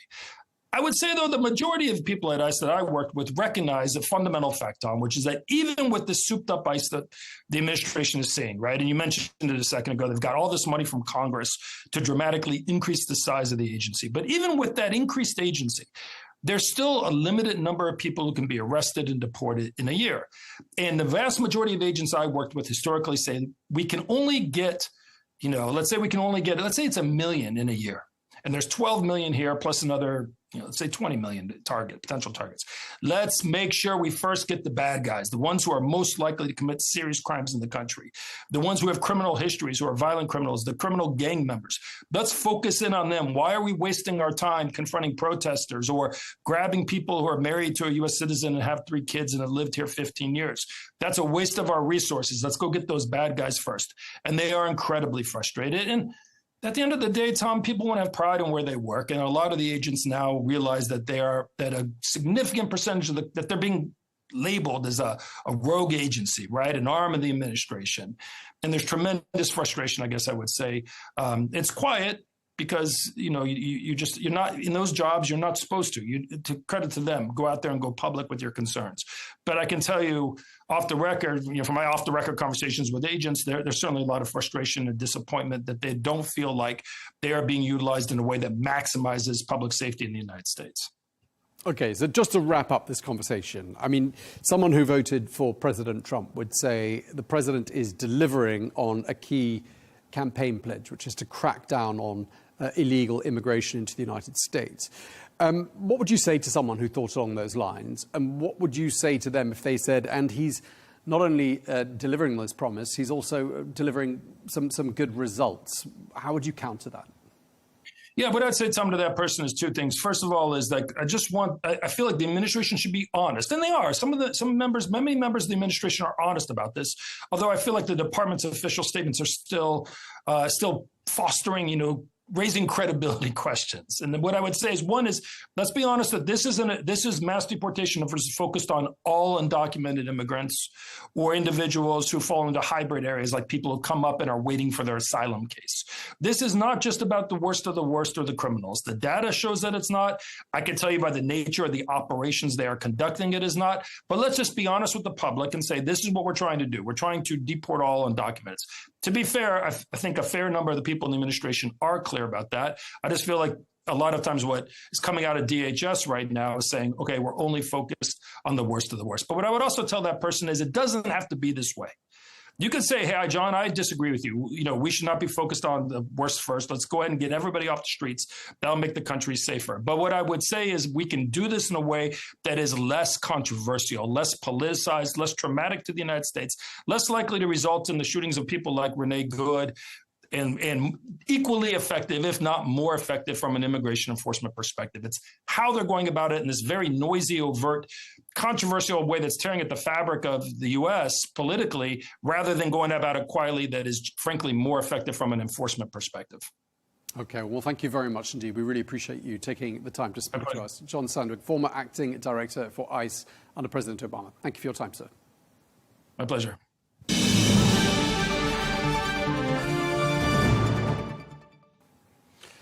Now, today is Thursday, and as ever on this day of the week, we take a look back at some of the biggest stories of the week in the United States. Loads to talk about, and today we're joined by Angie Wong, who is a Republican strategist. Thank you very much indeed for being with us. Always a pleasure having you on the program, and Happy New Year to you, Angie. Thanks, Tom.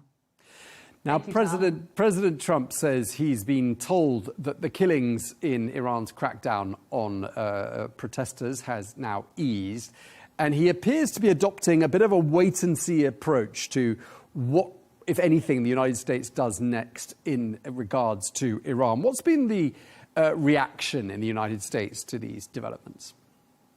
Yeah, the reaction is trust but verify. Prior to President Trump making the announcement that he has a source saying that the killings have stopped in Iran, he was very happy. And I think the takeaway from that announcement was that the two sides are now talking, because prior to that, there was a perfect storm. And this particular protest in Iran feels a little bit different than that of 2019 and 2022. This one has a lot of momentum, a lot of international coverage. We know that there's been some water shortages in the cities there. We know that the intensity of the protesters have really ramped up. And it could be because of social media, because Trump has gotten involved. We're not sure. But now it seems as though there's been a little bit of a pause, and we hope that this pause is real. But again, I think President Trump, although he welcomes the news, he needs to verify this. Okay, I mean, he's not ruling out, is he, potential U.S. military action? No, and right now we're moving our warships over there. It's very, very visible. Where President Trump has said on his social media that help is on its way, and I think that is what's happening right now. There's still a long, long ways to go into a real permanent pause. We're even hearing news of this morning that the judges in Iran have not gotten the memo. They're still issuing out orders for executions. So I think this is just the very beginning, but hopefully a delegation will appear soon, either here on stateside or over anywhere who wants to host these meetings to actually talk this one through, because I think there's been a lot of positioning happening. The U.S. is ready. Certainly, we don't want to commit boots on the ground, but there are some certainly rumors that there might be some airstrikes pending. So that could be as early as this week. Right. And we've been keeping a very close eye on that story all week, and I'm assuming it's front page news as well in the United States. Let's move on to another topic, because a topic we've also had our eye on but haven't talked about quite so much in the last few days is Greenland. And the foreign ministers of Denmark and Greenland met the US Vice President J.D. Vance and Secretary of State Marco Rubio in Washington yesterday. And I'm just wondering whether anything had changed as a result of that dialogue at the White House. Well, I think the foreign minister of Denmark said it best. He wants all three countries to work together. And why is that? Because right now the U.S. is spending close to $4 billion on military operations and maintenance in Greenland. They need us as well to help guard the Arctic, right? Whether the adversaries are China, Russia, as Trump says, we're guarding the Arctic on behalf of Greenland and Denmark, and we're pouring a lot of money into it. So in a sense, we're already working together, but President Trump wants more. And it's not all that far-fetched, right? You know, the U.S. in its history has been known to acquire a lot of land. I mean, we have the Louisiana Purchase, we have Alaska and the Mexican secession. We have a lot of, you know, things that we've acquired over time. So this could be our latest one. I think that President Trump really wants this. He wants it for the Golden Dome that he wants to build, and he wants it for national security. And if Marco Rubio can pull this off, along with J.D. Vance, this would be probably the biggest deal for the art of the deal president. Okay, but I mean, the opinion polls, at least the ones I'm seeing, maybe you've got some different ones, seem to suggest that most Americans do not support any kind of military action to take Greenland. 1 in 5 Republicans support military action to take Greenland. And the people of Greenland don't want to be part of the United States, and they've said that. I mean, maybe you've got some different polls. Maybe it does vary from one poll to another. But what do you think the calculations will be? Do you think there might be a bit of a rethink on this notion of seizing control of Greenland? Yeah, I think it's very doubtful that we're going to put U.S. military to seize any land. We're not trying to be imperialist here. I think Donald Trump wants to make a deal. He's offered the citizens in Greenland $100,000 each to go independent. Now, you know, he does all these things, but clearly they're all in talks. I think there could be some sort of concession made where there's more U.S. interest and certainly U.S. development in Greenland. I think that could be some sort of middle ground step. But right now, the key really is national security. And I think that is agreed upon with all the parties involved here. You know, the Arctic route could very well also be the new Polar Silk Road. And there's going to be so much trade. So if the U.S. can acquire that shipping lane as well as have control of the Panama Canal, essentially we will control the Western Hemisphere as far as shipping and trade goes. And I think that's what President Trump is really after.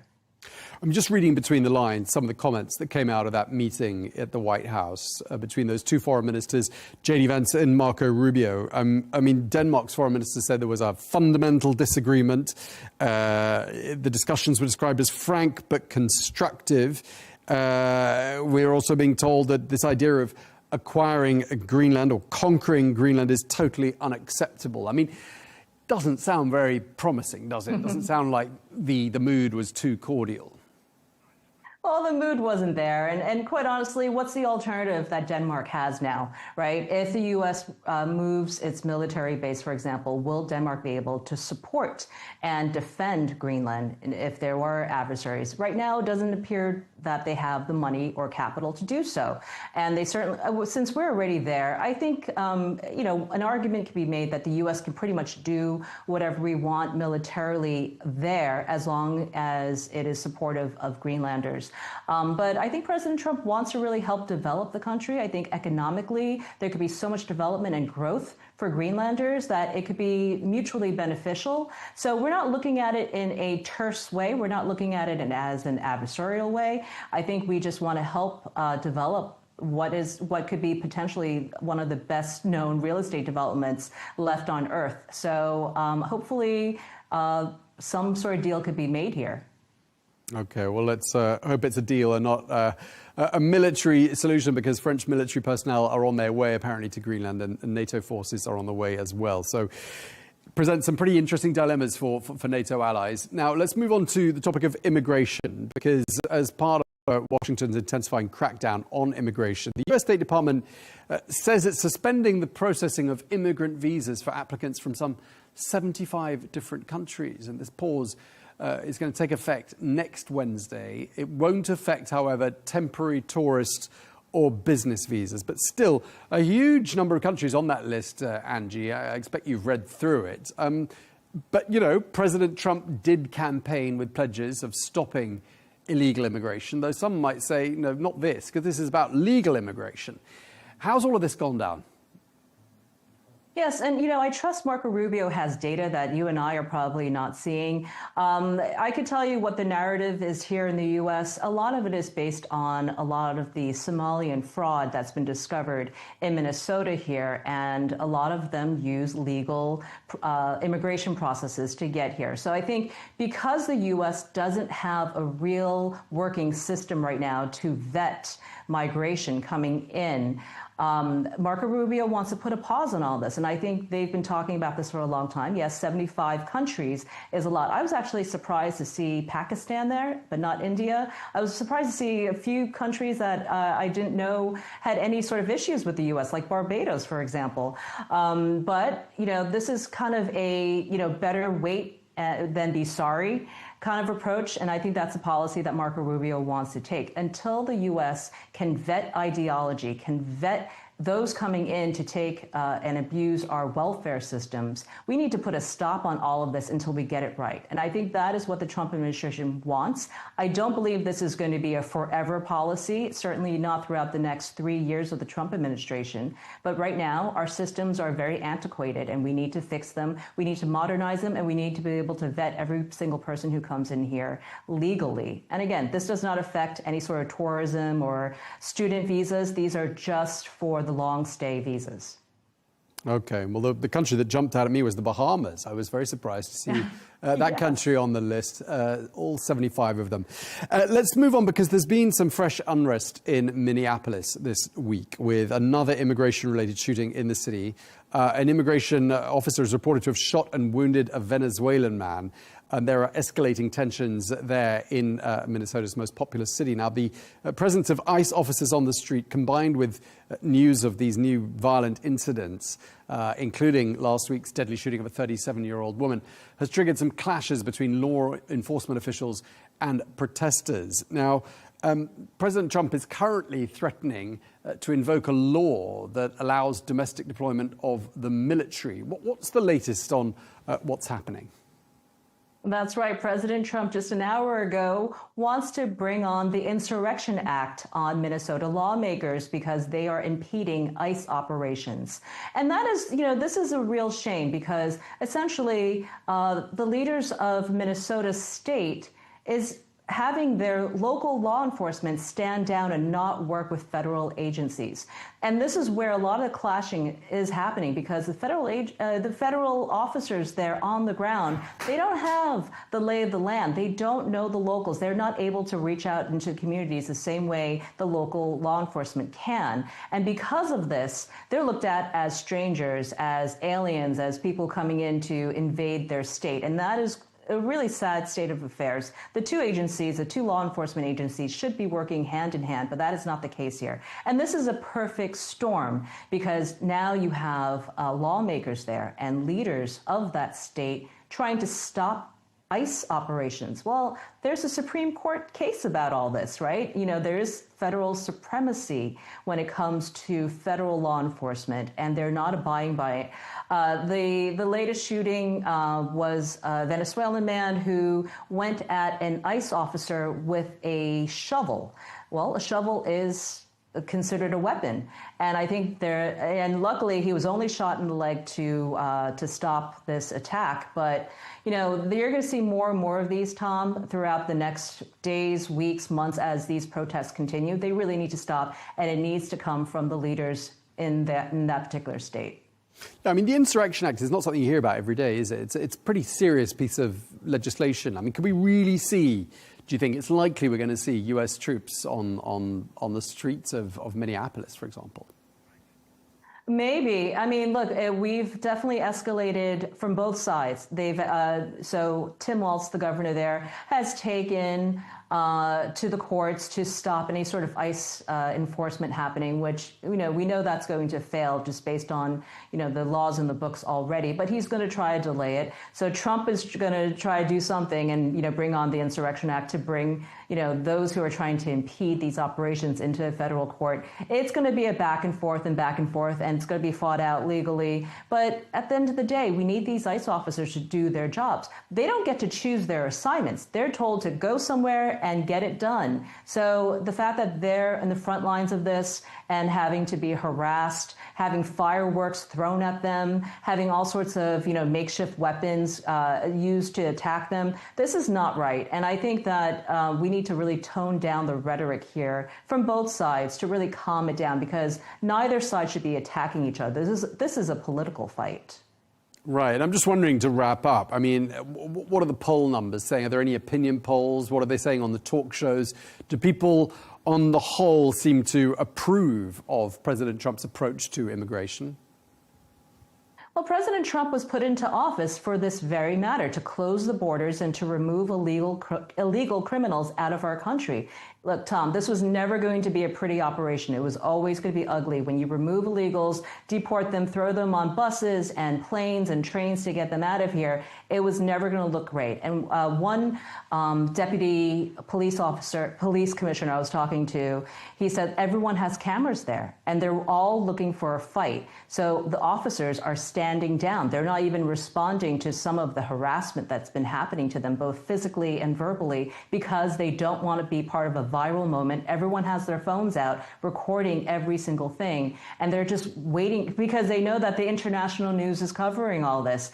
So right now it's a bit of a standoff, but it has to end. If the local lawmakers won't do so, then President Trump will come in. All right. Well, thank you very much indeed. Really appreciate you taking the time to talk through all of that at breakneck speed.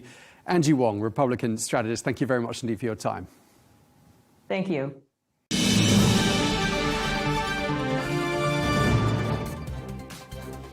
That is all we have time for on Global News today. Thank you very much indeed for watching. Be sure to join us tomorrow for a look back at some of the best interviews of the week. Until then, goodbye.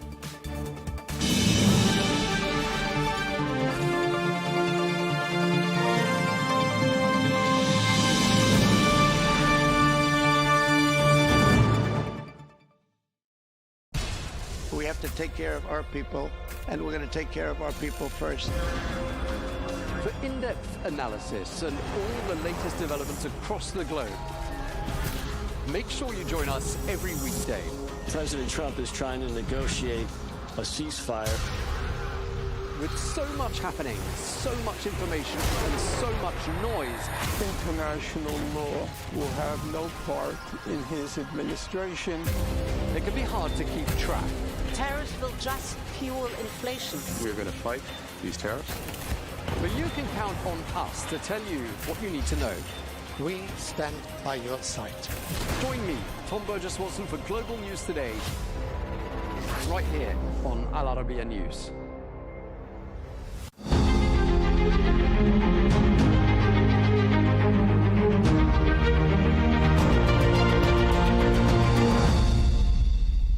Filippo, thank you for joining us in this special interview.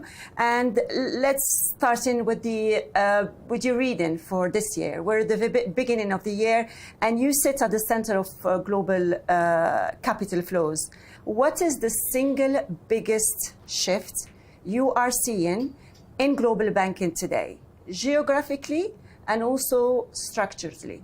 Thank you very much, Fatima. It's a pleasure to be here in Riyadh with you. So 2026, in our mind, will largely play out most likely as the last 4 or 5 months of 2025. 2025 started with big expectation, then for a variety of different reasons, some of those expectations of deal making did not materialize for the first, let's say, 8 to 9 months of the year, but then the last quarter of the year, things picked up very strongly. Large deals came back on the M&A front. We just need to think about EA or Warner Bros. And Netflix, or some other transactions that happen on the IPO side. So we expect, to a certain extent, 2026 to be a continuation of that theme, whereby deals will be at the forefront, large transactions will be possible, some cross-border transactions should be doable for a variety of different reasons. One, financing costs are still very low. The credit spreads are at the tightest ever in the history. There is a large backlog of transactions that we have been working on now for months, if not years, that most likely will come to market. And then I think there is a sense also, especially in the US, that the deregulation will facilitate transactions that otherwise might not have been possible. So all in all, we expect the year to be exceptionally active. In terms of themes and geography and industries, I would say for sure tech, healthcare, infrastructure, probably energy too, will be most likely at the forefront. Mm-hmm. And of course the United States, but also Europe and the Middle East will most likely be very active. Geopolitics have been the breaking news since we kicked off 2026, and it is increasingly intersecting with finance. Venezuela is a clear example. From a global banking perspective, how do you assess today sovereign and country risks in markets where politics can quickly override economics? Before moving now to New York, I spent 12 years in Asia. And you quickly realize that every time we operate outside of the United States, as a firm, we are host, we are guests, in the countries in which we operate. And therefore, we have learned to, that the geopolitical winds at times blow in one direction, at times blow in a different direction. So what is important for us is that we don't react too quickly in one sense or in the other. But we try to form a long-term strategy that makes sense for our clients, for the communities, for the stakeholders, in the countries in which we operate, and try to follow that strategy over the long term. We have never left any country since ever, because whenever we enter the country, it's not that you enter and then if you don't like it anymore, you can exit. You bring a commitment to the clients, to the employees, to the local governments that you cannot rescind. Are we underestimating how geopolitical changes or sudden changes can actually affect capital outflow in emerging markets? I think the markets are not properly pricing the geopolitical risks globally. That I agree with you. Whether those geopolitical risks will have a disproportionate impact on emerging markets, honestly, I would not be able to say. I think there is an overall statement that the markets right now, especially the equity markets, are pricing things to perfection. And every time you price things to perfection, every bump in the road can have an impact. In that sense, geopolitical risks are probably at times not fully priced. In emerging markets, in certain countries, things could go in a direction, in other countries could go in a different direction. How do you assess the impact of what's happening in Venezuela today on oil prices? It is too early to say. Initial assessment that was that the impact was going to be limited, and that's the research that we published at the beginning of last week. But as things become clearer and things will play out in the next few weeks and months, they might have a slightly larger impact than we currently understand. On the impact also on investments from U.S. oil companies, most of the U.S. companies have sat down with Donald Trump, and they've all agreed that going back to Venezuela necessitates a huge amount of investments. And the current reports are saying they need probably around $100 billion if we're talking about increasing production from 800,000 to what it used to be, around 3.5 million barrels a day. Is that doable today, considering the carefulness of how these companies have shared their opinions for the past few days? I would go back to the point I made. It's a little bit too early to assess the situation in Venezuela, which I think is still largely developing. And therefore, right now it is premature, I would say, to just make an assessment. Things are not stable enough to be able to say, will there be an opportunity? How much will that cost? How should we consider it? the impact to neighboring countries, and so on and so forth. So you don't see an immediate impact on oil prices considering the situation for today? the moment, we believe it's too early to assess, and therefore we don't think the oil price will react. Will that apply also to impact on U.S. economy, on U.S. markets, even investors being quite confident starting the year with such breaking news? Yes, if you look at it, the markets barely reacted. So the U.S. economy is definitely doing still very well. It's still exceptionally resilient. And rates most likely, we saw the labor report last Thursday, which was surprisingly very strong. So we think the rates probably will remain stable in the US. We think the rates will remain stable in Europe too. So there is a sense of stability that is kind of coming along for the rest of the year that should be positive in terms of ability for deal making.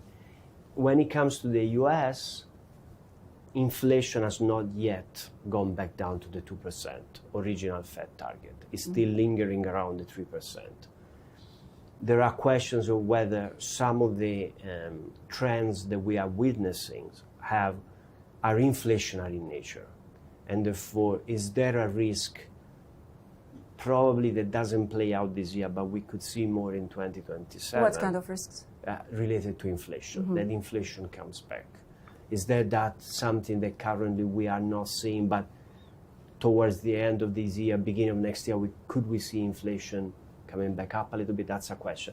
On the other side, oil prices coming lower could be positive from an inflation standpoint in the US. And the other question is productivity-led improvements coming from AI are not yet fully priced in. So do you think that we are still entering a more predictable interest rate environment? For the rest of the year, yes. We think we started the year with a view that there could have been a couple of cuts. At the moment, we seem to think that probably the Fed has done its course. Should CEOs prepare at some point to higher for longer at some point mindset? The higher for longer mindset is something that we have on the back of our minds because of a variety of trends that we are witnessing, whether it's the deficit the US is currently running, whether it's other global consideration, natural bias of treasury versus others, and so on and so forth. It will not play out this year. It is something that will probably play out later in the course of this decade. Powell mission is about to end May this year. 4 or 5 names are at the forefront of who's going to be leading the Fed in the next few years. Who do you think is most suitable? I honestly don't have a view. Who's the markets? I would never dare to comment. It's for you to make suggestions. I don't have a view. How do you think the current situation when it comes to rates, lending, and the whole finance capital flows reshaping corporate borrowing, especially when we talk about M&A appetites?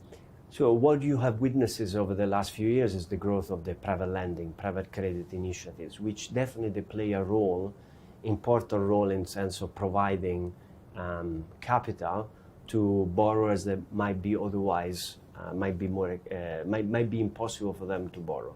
So there has been definitely a development in the US of these opportunities for financing that are outside of the traditional banking sector.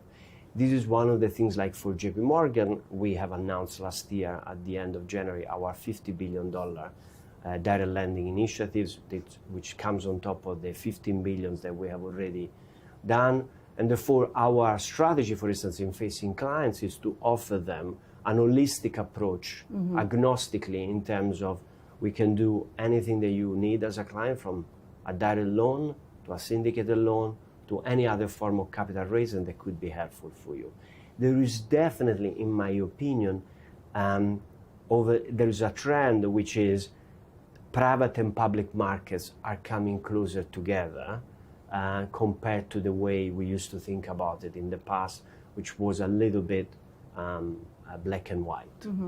Filippo, you've mentioned earlier that you are expecting some deals to take place that started in let's say the second half of 2025 to actually materialize this year. What will truly unlock the next wave, the real next wave of global deal making? So I would say part of it is already unlocked with the ability to do large deals, large transactions. I think electronic cars is the best example of a large deal which we singly underwrote the debit component, and that transaction has important Saudi investors too. So the ability to do large deals, the market has accepted that is doable, and therefore I think that trend will continue. The reopening of the IPO market, I think it's probably one of the other important elements that should take place. Some IPOs happened in 2025. Probably it was in a smaller scale than we had originally expected. We believe that 2026 will be a year where the IPO markets could reopen for good, and we could see some large transaction come through. When you say large transaction, what are we expecting this year in terms of M&A activity? What is the number that you might see happening? If you think about last year was the second largest wallet ever in investment banking in history. The largest was in 2021, obviously, with all the things that happened during COVID. Last year was at around $120 billion. Last year was the largest at just over $100 billion. As things are trending right now, and as we look at the pipeline, it's foreseeable to expect that this year could be as big as or as close as to 2020. So around 100 billion? Probably bigger than 100 billion. How do you see the US markets in this year? I mean, they've had a fantastic year. There was a bull going on, especially when it comes to tech stocks, AI-related companies. Do you see this continuing this year? At the moment, yes. It is probably will keep leading the way in terms of deal making across the world. Let's move to the Middle East, especially if we're talking about the region, Saudi Arabia and the Gulf. Saudi has become the magnet for global capital from JP Morgan's. And here I want to hear from your bank point of view, from JP Morgan point, what is driving this shift? Are we talking about a structural reason or a cyclical reason? First of all, we have been operating in Saudi for 90 years. We celebrated our 90th anniversary just before the beginning of the FII in November of last year, and it was a fantastic moment to kind of acknowledge how much the Saudi environment, Saudi economy has changed over the last 90 years. And now we have 150 folks in the office here, is our which will probably go to 200 in the near future. I personally think it's a structural change.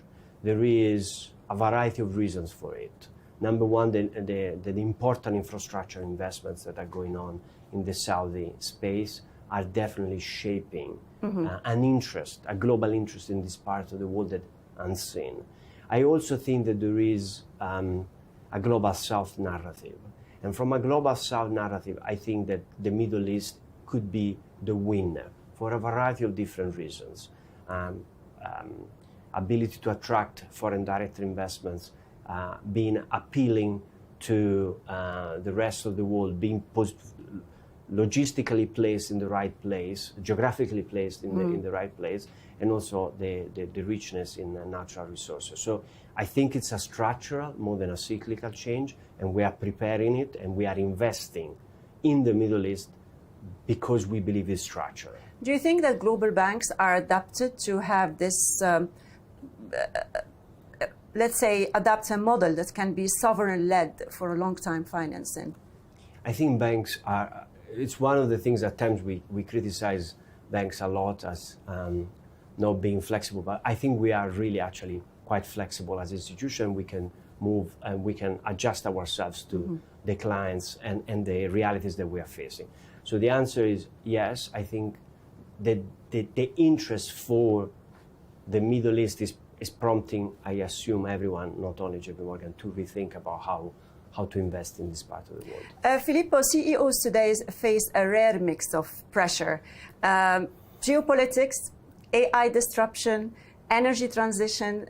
a lot of risks. What is the most common strategic mistake you see companies making it today? We overestimate the complexities and the impact of certain trends in the short term, but we grossly underestimate their impact in the medium to long term. Mm-hmm. So we make, at times I see, we meaning the business folks tend to make decisions based on short-term inputs rather than thinking about the long-term consequences. AI and banking has become a very, very attractive subject, stories, articles to read, and they're everywhere. Where do you see genuinely AI changing decision-making when it comes to global banking? So first of all, as JP Morgan has been deploying AI since 2012. Now, it has changed the way in which we operate, the way in which we use AI. Definitely, generative AI has changed more and more the way we think about it. And there is a component of agentic AI that now is coming into place. At the moment, as a firm, we have around 400 use cases where AI is used every day in the way we run the organization. It is aimed at achieving efficiency, productivity gains, ability to deliver better services to our clients in a much faster fashion, ability to absorb large quantities of data and drive to the conclusion exceptionally fast. So this is one aspect which I think is well understood. The next layer is how much AI can bring an increase in revenues by mining sectors, opportunities that otherwise we would not have seen, would not have expected. How much do you think it will bring in terms of revenues? We have earnings tomorrow, so I'm not at liberty to say in case the CFO says something. Filippo, you've spent decades at the top of the global finance, and in a world defined by uncertainty, for sure, of what's happening on a geopolitical front, what is the most or the one leadership skill or threat quality that matters more than ever today? I would say the ability, in my mind, the ability to see the interconnections around the various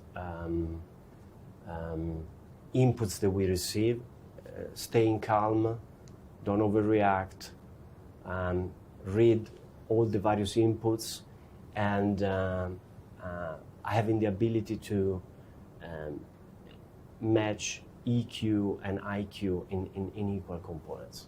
Filippo Gori, co-head of Global Banking, JP Morgan Chase, thank you very much for this interview. Thank you for having me, Fatima. It's been a pleasure.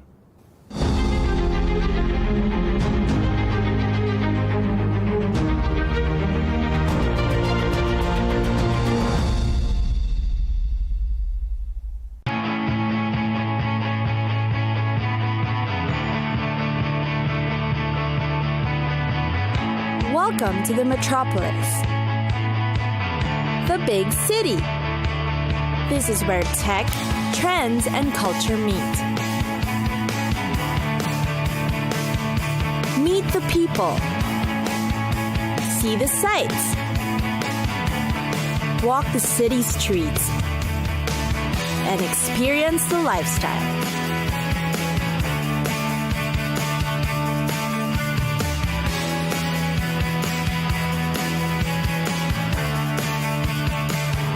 This is your first-class ticket to the cities of the world.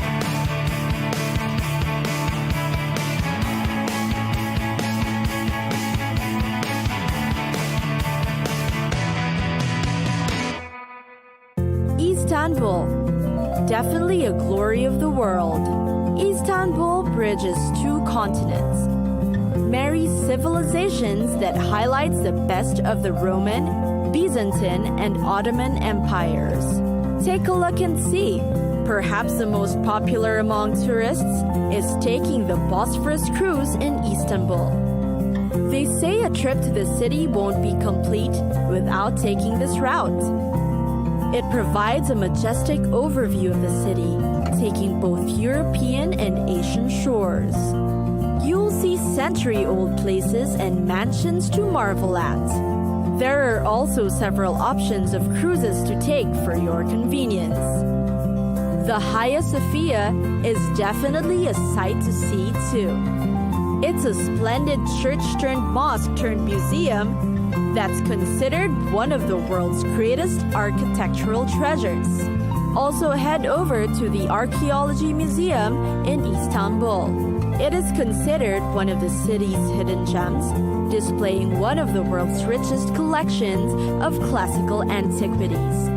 Here, you'll find the marvelous sarcophagus of Alexander the Great, depicting important phases of his life, the blue-tiled Karaman Marab, the beautiful tiled pavilion, and the Treaty of Kadesh, which is known as the world's earliest surviving peace treaty. When it comes to shopping, Istanbul has its Grand Bazaar. You can go bargain hunting to your heart's delight. It is over 500 years old, but still one of the largest covered bazaars in the world. Locals visit the place every day to shop and bargain like pros. The Grand Bazaar is also known for its carpets, leather, ceramic, jewelry, plus souvenirs you can bring home. Not to be missed are the local markets that will allow you a taste of different cultures of continents. Turkey's kitchen is in fact known to be the richest of all. Their dishes are known to be made with only fresh produce. Plus, you can buy the ingredients firsthand at the local markets. Then, of course, you can't miss the Galata Tower. It is one other way to see the best of the city. You'll get a 360-degree panoramic view of Istanbul. Its very high tower also has a restaurant and cafe for you to dine in at the 9th floor. Feel free to enjoy the view and the food too. Definitely a great way to see, experience, and absorb the beauty that is Istanbul.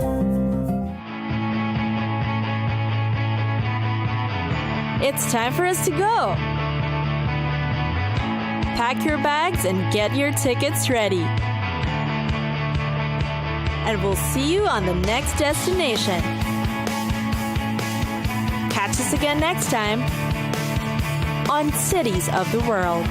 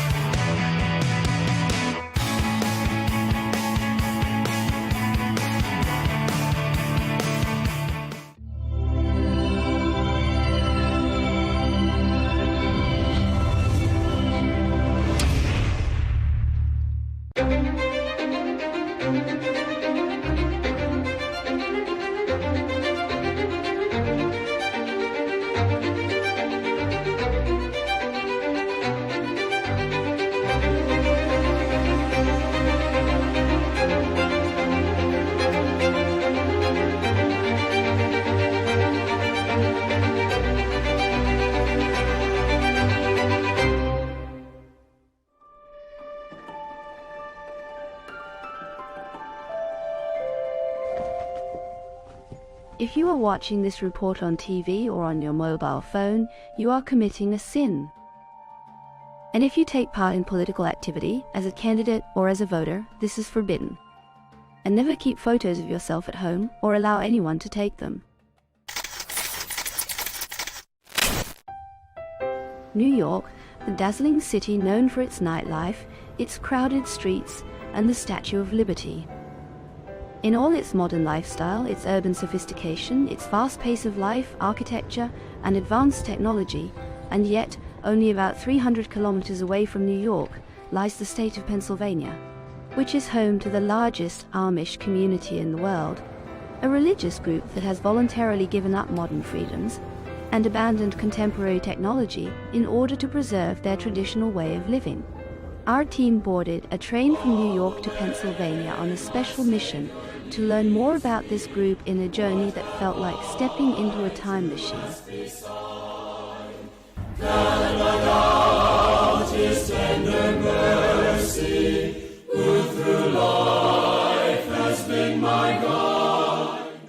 Christian community stands as a clear example of people who willingly hold on to their old beliefs, choosing freely to remain committed to a way of life built on traditional farming and handcrafted work.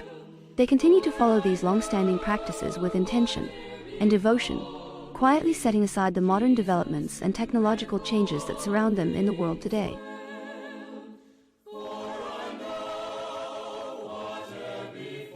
But how far can a community cling to the past in a world ruled by technology?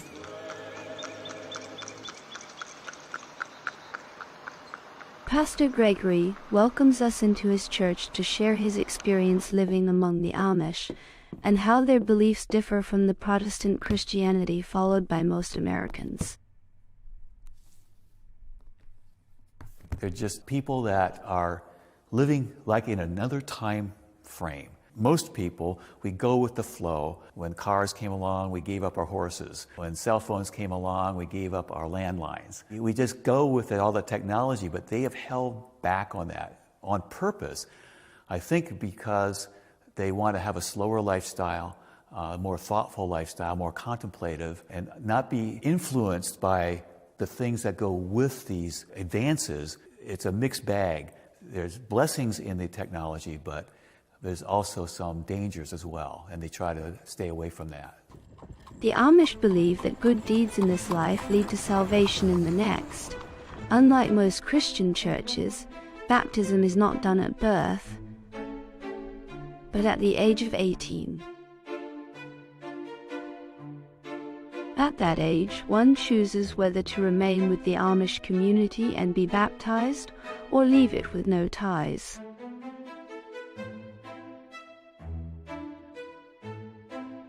Well, I was born Amish till I was 5, and then my parents changed to the Mennonite church. Playing with cousins wasn't a problem at all. Children get along with children. But when you get into adults, especially my grandparents, they were really strict, staunch Amish. We didn't eat at the same table with them. I remember one time we had one big table, but they put a divider down the middle. Mom and Dad sat over here, and then the rest of them. What I do now is just respect their way of life. And the people are generally very personable. They don't like their pictures taken, but they will be willing to talk to you.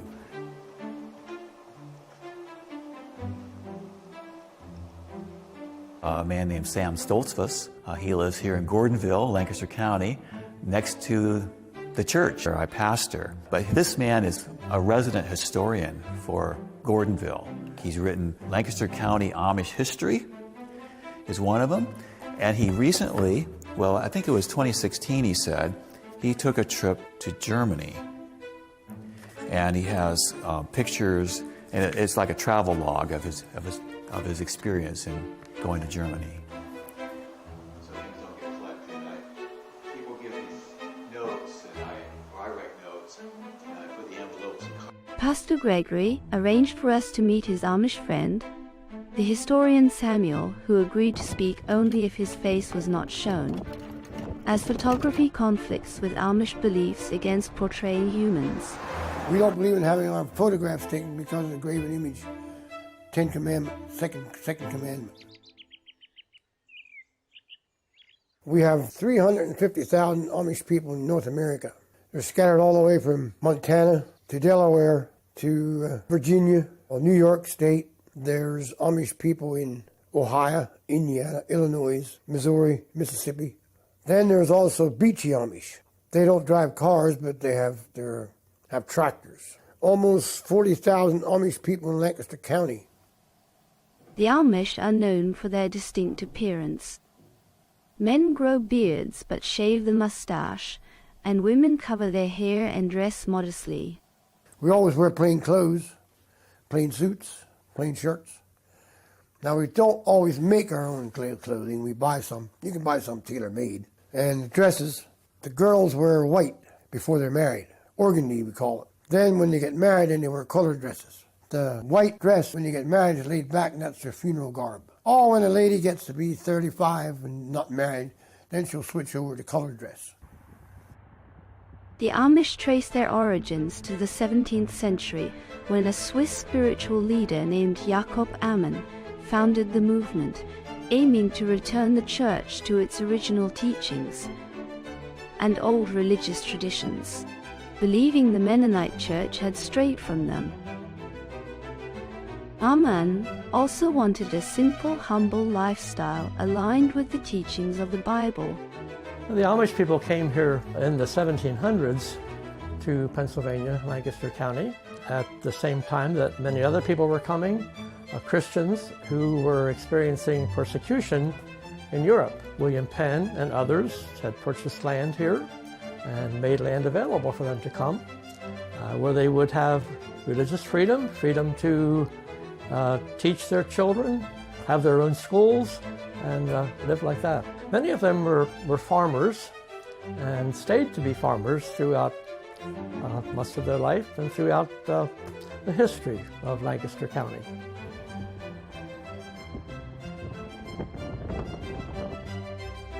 They all came from Germany and Switzerland, Europe, and they all taught Pennsylvania Dutch.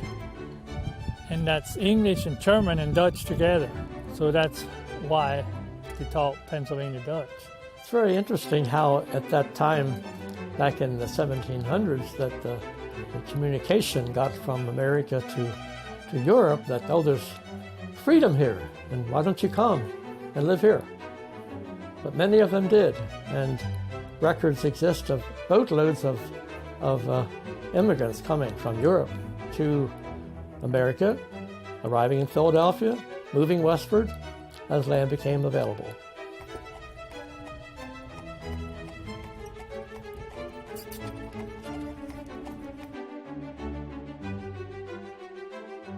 We've been keeping that pretty well. Our church services are in Pennsylvania Dutch and German. Always in Pennsylvania Dutch. 50% German. Our scriptures are in German. Our communion services are in German. So it's just something we've always kept. The Amish prefer to have their children schooled in their own private schools, and that is permitted here in Pennsylvania. Usually their students go to about the 8th grade, do not go to further higher education. Some of them might continue into high school. We've seen this from day one. We started our own schools in 1928 because the sports were taking over and they wanted the Amish to go to high schools, and we didn't feel that was very necessary. Well, we have to go to school till we're 15. In 1956, that was a big issue. Finally, they got together on how they would do this, and now you have a 14-year-old school. After you're through the 8th grade, you go to 1 year to that until you're 15. And then they teach German, farm economics, and things like that. The ladies will learn cooking, housekeeping, which they have anyway. They knew it anyway.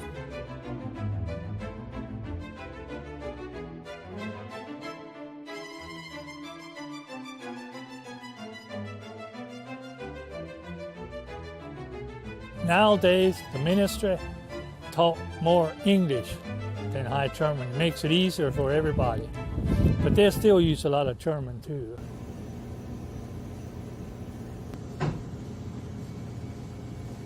Amish girl will go to Amish school, and when she gets out of school, she can be a helper when she's 15 or 16. If she's a helper for a year or two, she has the groundwork to be a teacher. They don't all make it, but 90% of them do. They do a good job. Their schools are usually taught by a younger single lady, and they do have a training, although it's very short, a training program for their teachers. And when they get to the point that they might marry, she should no longer continue teaching, because if she's married, she should be living at home, taking care of her children. The Amish face many challenges, including the high cost of land, which pushes many away from farming toward working in shops. Here in the central market, young men and women sell their local products, attracting visitors from all around. I grew up in Lancaster. I think the market's such a great part of our history. It's actually the oldest, largest continuously operating market in the country. So that's like a really cool thing. The Amish today work with other people. They participate in community activities, especially with local fire companies. All of our fire companies are volunteer. The Amish have lovely farms, and they have farm buildings, barns, and they need protection, and so they cooperate with other people in the community as well.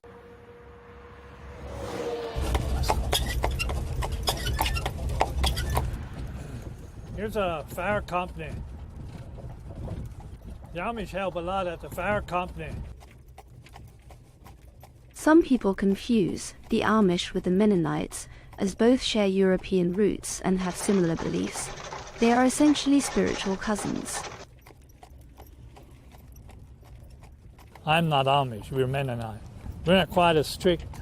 We all have electricity and telephones, but we don't have cell phones and no computers. And we don't have the beards, and the dress is a little different.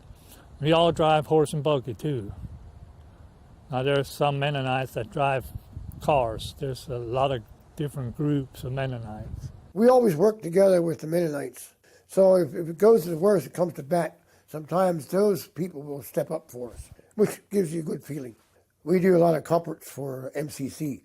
It's sort of a quick put-together blanket, quilt. Ukraine, Jerusalem. They send a lot of stuff over to those cities. People don't have enough to eat or have enough to wear. The Amish maintain strong social and economic ties, especially with the Mennonites. The Amish refer to anyone outside their community as outsiders, regardless of background. It's a mix. They'll use our services as English people. They will use our technology, our transportation when they need to, but they rely upon themselves mainly for their day-to-day living in their home life. Some of them actually have vehicles, but not for their own purpose. They use it for business purposes. I worked for a hardscape company up in New Holland where the owner had 3 big diesel trucks. He had cell phones, he had office computer equipment and so forth, but he himself would have to be transported by a driver to get to the job locations to give the estimates and then to check up on the work.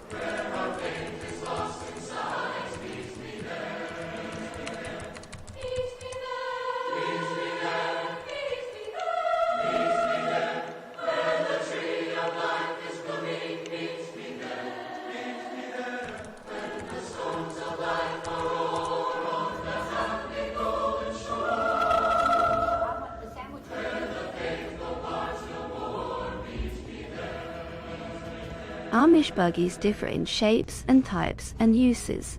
There are summer buggies, winter buggies, family wagons, cargo wagons, and more. Power companies used us to show us some of his personal buggies.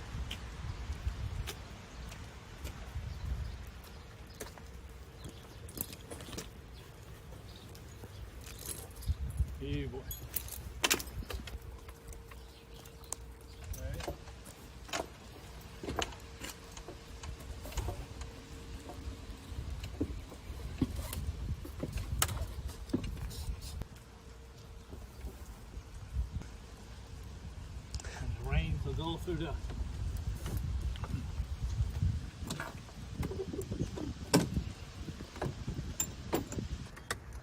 blinking lights, so headlights. This is actually my buggy here. I use this quite a bit in the summer.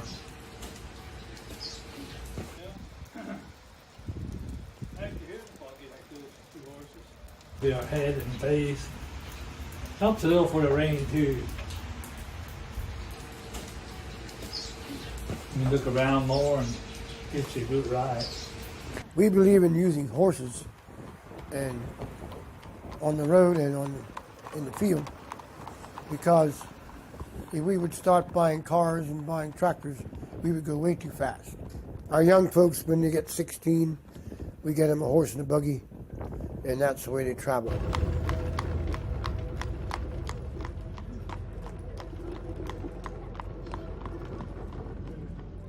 Amish like to stay as a community. They have very strong families, And so they don't drive cars because that would take them away from their family and away from the community, perhaps into a city where there might be other influences that might not be to the benefit of their families. And they've kept using horsepower for their farm work as well. And so you'll see horses out in the field pulling plows and different kinds of equipment all the way.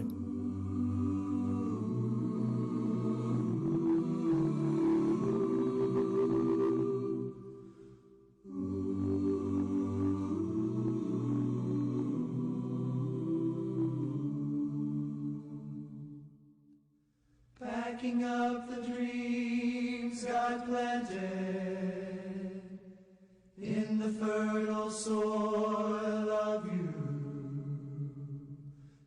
Can't believe it can add up to the price of a car when you have a horse and buggy together. They have different upholstery.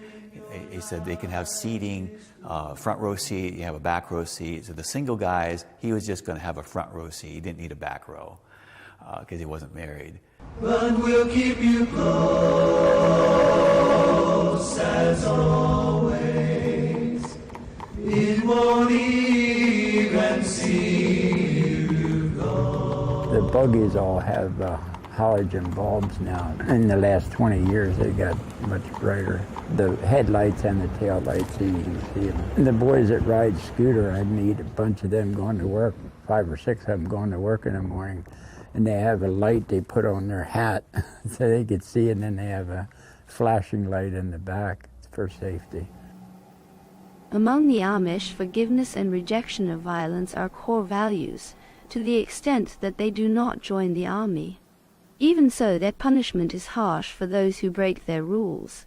For example, if members violate Amish church guidelines and refuse to confess or leave the group, they face expulsion, which in their community is called shunning, as happened with the Miller family.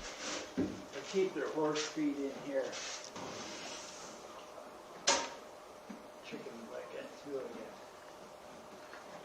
you go into an Amish-owned store to buy something, they won't take money from you. You have to lay it on the counter, and they'll pick it up. They won't take it out of your hands. They'll ride in a car with ex-Amish, but you're not allowed to drive. They can't. I have to drive because I was never baptized in the church like my parents were. So it gets a little touchy, I guess. 'Cause our hearts in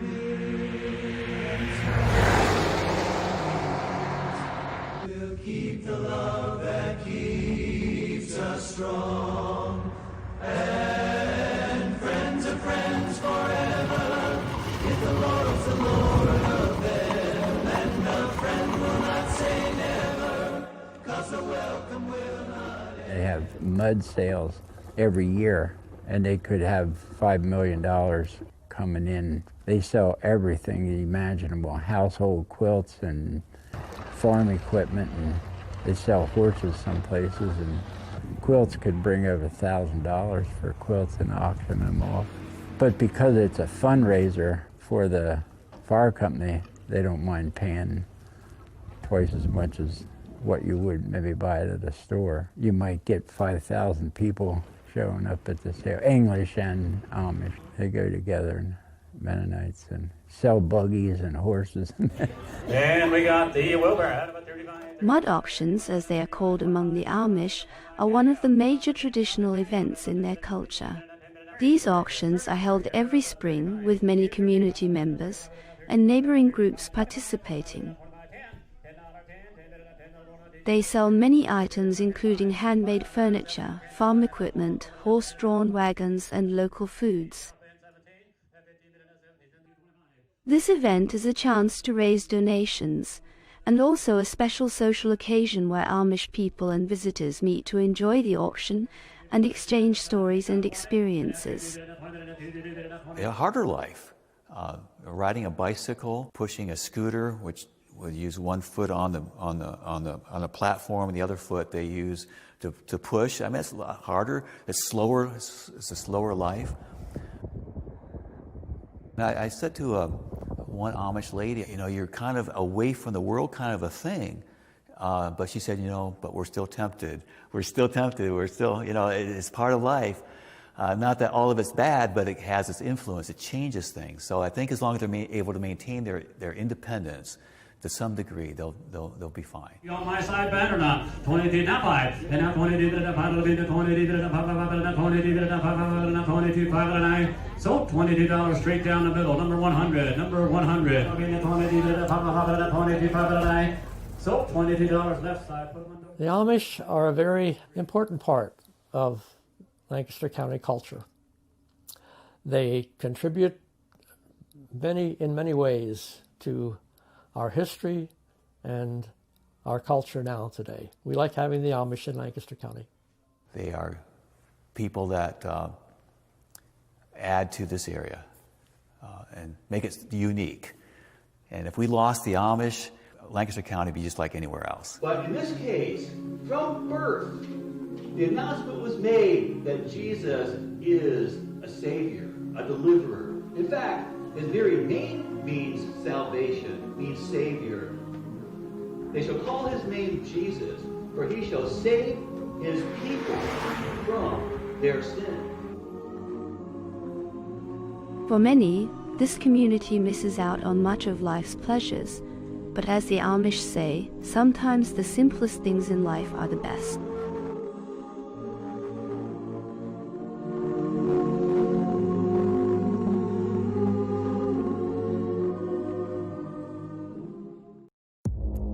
Our allies, in many cases, are worse than our enemies. Stay informed and connected with the latest international headlines. There obviously is a risk. From breaking news to in-depth analysis, It would appear that this war is coming to an end. Who buys this stuff? Investors, pension funds. we deliver the most important developments straight to your screen. Iran always wanted to deal with militia. Join us for compelling, expert-driven conversations. A curfew order has been established. And an insightful look at the issues shaping our world today. There are a lot of proposals about European architecture for security. I'm Leigh Ann Gerrans, and this is W News. We dealt with this when I was Chief of Staff in the first term. Where you don't just hear the headlines, you get the full story.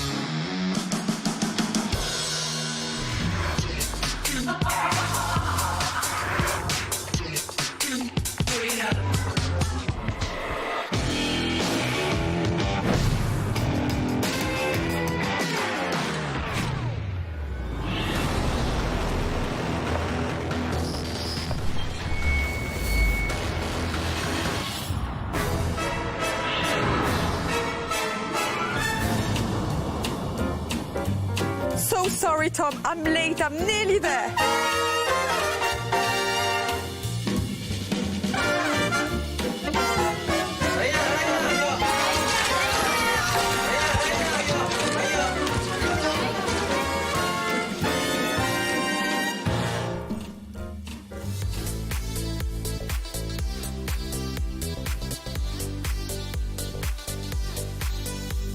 Wow, shukran, shukran. Okay, we're going to start from the beginning and the retrospect moment. Have you always thought that you'd have a career as a performer? You know, as a child, I live off of that energy of excitement and enthusiasm and inspiration, and I like how it feels to tell someone a story and they give their attention, and then when you get to the end of the story, there's the joyful release. So it's been something that I've loved my entire life, and then it naturally it's a natural part of me, and it became the energy of my desire to perform.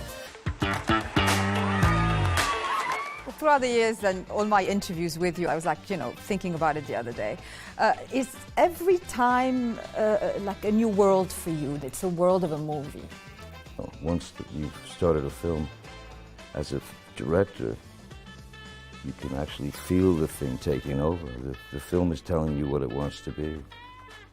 And that's especially so in the cutting room, Exactly. You can make 10 movies in a cutting room. 10 different things. Yes. I'll do a bunch of 3-minute films. Yes, exactly. After all these years and all your success, what is cinema to you? It's life. Mm-hmm. Yeah. It's everything, as the festival says. It's everything. I actually, strangely, and I don't know how to say it, the most important events of my life, I actually equate them to some kind of a film that I was doing at that time. So it's more than life. The festival does want to, support and showcase female filmmakers and actresses. Fatima herself is an actress and filmmaker. You're an actress and a producer. And how important is it to be in the conversation of that and to kind of push and be all supportive of female filmmakers? I mean, you're part of it. I think it is important, but that's sort of the byproduct of enjoying and wanting the conversation to be healthy and vibrant and constantly evolving. I mean, the conversation about filmmakers, it seems it's still sort of impossible for me to decide, we're going to speak about female or male. Let's just talk about filmmakers. But for me, it's a natural part of being around people who get great things done. Show me how much you love Hitty.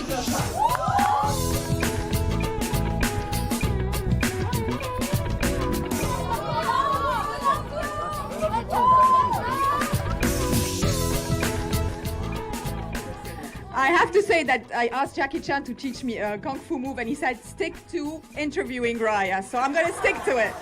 Jackie, it's always such a pleasure to have you on the show. I want to go back to the beginning a little bit. You learned martial arts when you were young, and how much did it, influence you now that you're teaching it? I'm pretty lucky. When I was 6.5, I'm in the martial arts school. It's called Northern Style. And after that, I was a child actor, then becoming a low-class stuntman, middle-class stuntman. Then when I finished my contract in my martial arts school, then I learned Southern Style. Judo, Hapkido, Taekwondo, boxing. Only those kind of plays can fit in us to release our energy. Training, then go home, sleep, then next day filming, then training.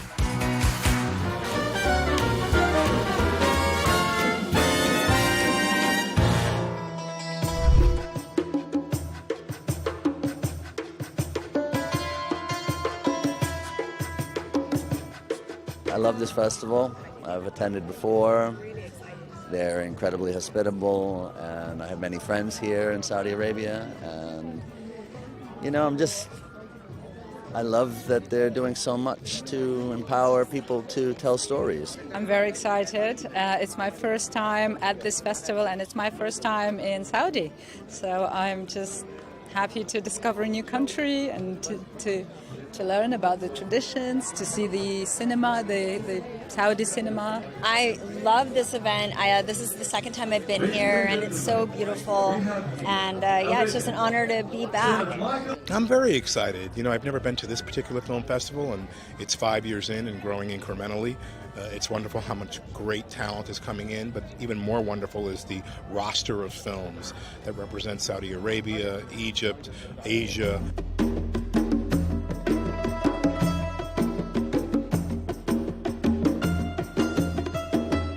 I have to be honest, I'm a really anxious person normally, so I'm really excited.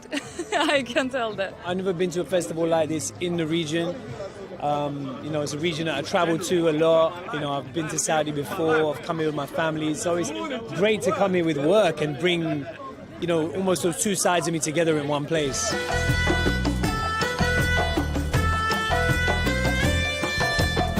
I think that the reality is it's such an international, global art form, so I'm happy to learn every day, so that's why I'm kind of here, really.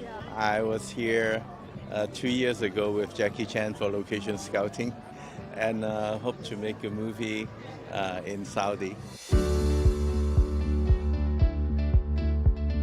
It's my first time here, so I'm excited to see how it's going. I've heard about the festival and how it does help young women directors, and I think it's great.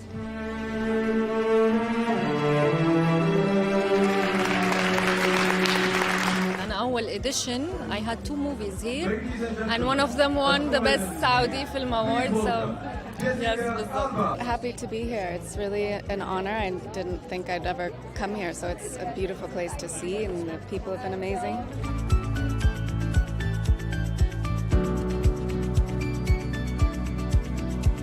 There's a really wonderful range of films, from very artistic art house films, and they have quite big blockbuster fare that are being produced within the region, so I'm excited about that. Yeah. Well, there are 38 films by female filmmakers, and so I'm really excited to see those. Yeah, I always feel as though women have a different perspective, and it's underrepresented, so I'm excited to see what women have to say this year. I know a little bit. I know that we have 5 films from female directors. I know we have at least 1 debut. It seems like quite an eclectic mix.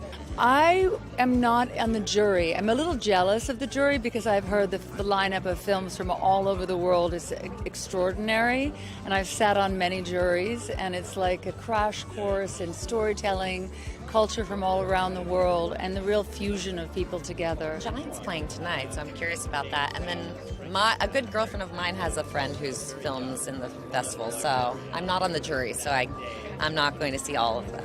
Well, I know tonight they're having a premiere of Giant, and this story is very interesting to me because I'm of mixed race as well, and I think that many people in the world now are a mixture of different cultures, and to be able to honor both of the cultures that you come from, or more than one culture that you come from, is very, very important, and to tell stories that reflect that dichotomy is a beautiful thing. I always knew that Amir in the dramatic parts of the film was going to be fantastic. He's a BAFTA winner, and he's going to be walking down a lot more awards carpets. He's that kind of actor. But we had to train him to be a boxer in 4 weeks, and the transformation he made, I think, should go down in history. I mean, I've personally never seen anything like it, but I've also never read or heard about anything like it. It was a true transformation in the shortest time, which is testament to his work ethic. Hamed has done it! The Prince is champion of the world!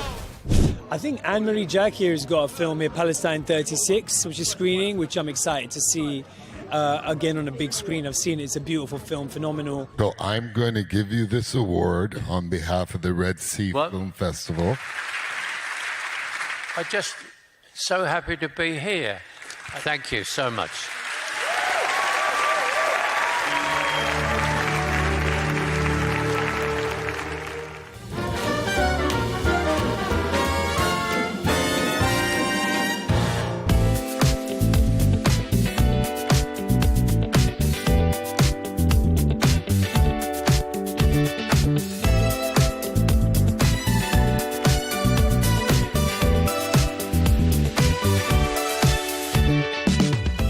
Stranger to the big epic film and a lot of extras and what it means to have those huge sets when you're in an infrastructure that is burgeoning and new. How amazing is that on one hand, because everybody's so enthusiastic, and on the other hand, what are the challenges? Well, this was easily the most ambitious thing I've ever done. Yeah.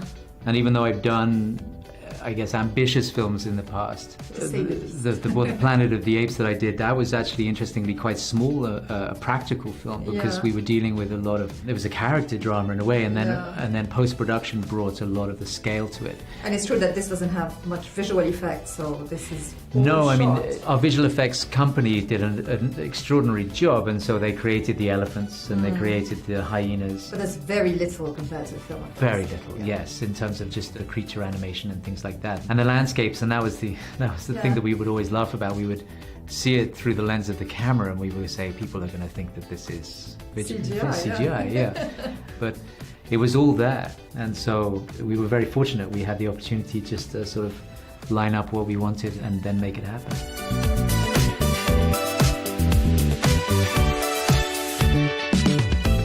did the film immerse you historically, and also how great was it that it was a true melting pot in many ways, in the story, in the context of it, in the cast, and everything? Yeah, huge amount of research, and it was fascinating. But I think it was really, in many ways, a very simple goal for us, which was to tell the story of unity, because we start a story with very disparate tribes, different religions, cultures, languages, and through the eyes of this young girl, and against all odds, she's able to then unify these warring parties under one banner and fight off oppression, which I think is a timely story. What a pleasure it is to finally be talking about Desert Warrior. Labor of Love, it's taken so much time for the film to be seen by an international audience. So how excited are you to watch it in a communal audience? I think that's what I'm most intrigued by, is I've seen the movie by myself in a theatre environment, but not with an audience, and it's a very unique film, so I'm very curious to see what people make of it. And it's been a very long journey, as you say. It's been, 4 years since we filmed it. This morning we were just going back through memories, talking to the cast, trying to get ourselves back there. And it's very easy to do, actually, because the cast have stayed very close. The key cast, a lot of us stayed very close over the years. It was a very special time. Tell us about working with Aisha, who I think has amazing, strong presence, and of course Anthony Mackie and Sir Ben Kingsley. It's a very eclectic cast, but it's also a very interesting bunch of people. Aisha was interesting because she comes across, when I met her, she's very skinny, she's beautiful, obviously. She looks like she's stepped off, sort of, when she's dressed up, looks like she stepped off a model rap. Yes, exactly. But she was tough, really physically tough woman, strong and tough. We would do stuff. The character. Yes, she just worked through the craziest of conditions too. Sometimes it was absolutely freezing, sometimes absolutely boiling hot. Pretty demanding environment out there. Yeah, it was fun. Anthony, I didn't have too much time with him. We get to do a great fight together, but I had a great time with him. I've always admired him as an actor. I think he's great talent. And Ben Kingsley, Sir Ben. Sir Ben. I don't think he answers if you say Ben Kingsley. I did. Yes, exactly. I would have had to call him Sir Ben, and I only ever saw him from the distance that I was in the movie, which is like I'm down here and he's up there in the VIP box, and I'm in the Coliseum fighting. It's like there were 300 actors, but Sir Ben was in his pedestal as any emperor should be. Yes. You start as a so-called bandit. For me, he's none of the above. What did you love about this onion type of character? You kind of, peel the layers of him throughout the film.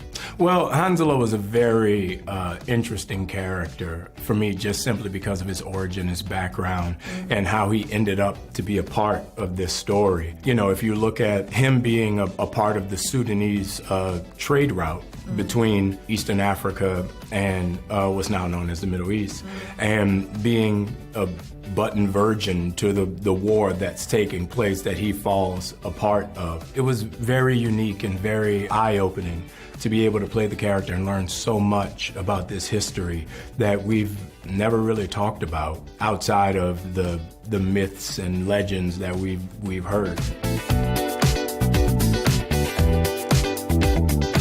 Let's talk about Aisha. I just met her. I think she's got this, fascinating screen presence to her. How was it building the dynamic of those two leads for the film? It was really easy. Aisha and I, when we first met and first started working together, we really just fell into a groove with each other that kind of helped these characters in a great way. Because when it first starts, they don't know each other.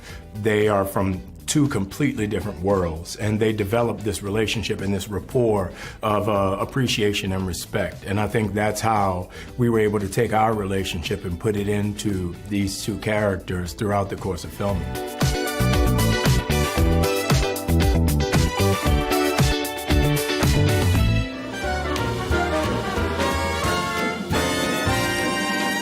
My planet Arrakis is so beautiful when the sun is low. Rolling over the sands, you can see spice in the air. Nice to see you guys. Nice to see you. How are you doing? I'm very well, thank you. How did you enjoy that amazing premiere last night? Zendaya, was it your first time? It was my first, baby's first Venice Film Festival. and it was great. I had an excellent time. It was so much fun. Crushed it. I got to do it with some of my best friends around. It was just, this is just like, it's the coolest. I honestly, like, it was such a beautiful experience. Just seeing also like all the fan love and support that was there. And, you know, getting to share the stage with this guy and so many other actors that I admire, and Denis and Hans, like, it's just like, this is like a dream. It's completely such a beautiful experience. Venice is like a fairy tale. It's you're going around on boats. You know, the space that the film shows in is iconic, if I can use that word. I've been having dreams about a girl on Arrakis.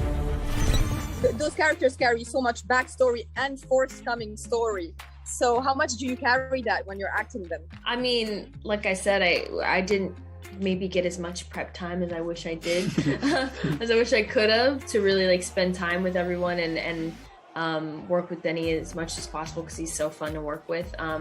But even upon, you know, kind of getting there, I felt like I literally landed on, you know, Arrakis. You know, it was this beautiful natural rock formations, and like getting into the costumes and meeting everybody who was so lovely and kind and warm. And I just felt like I stepped right into the movie. You know, I felt like I was in it, and it was very, you know, there was also times where we were joking around and having a good time, where I was like, okay, this is very much a movie, and we're maybe but then there was these moments where I really felt like I was of this planet, you know, and so it didn't have to really take much to imagine, because it's all there.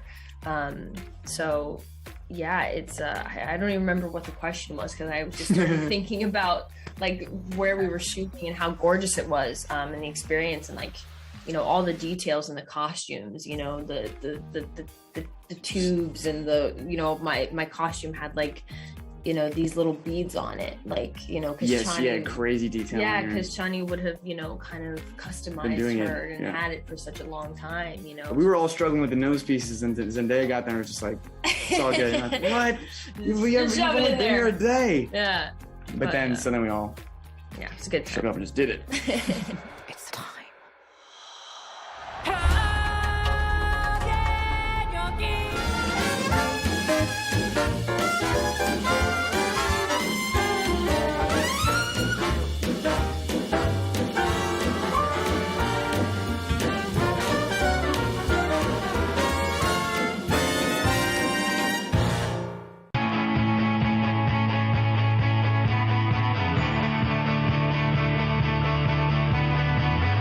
Welcome to the metropolis,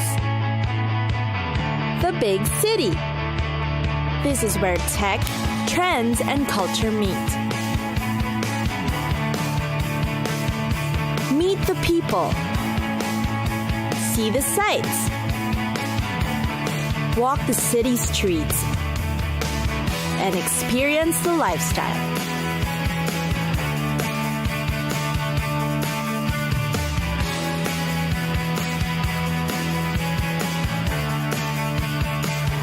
This is your first-class ticket to the cities of the world.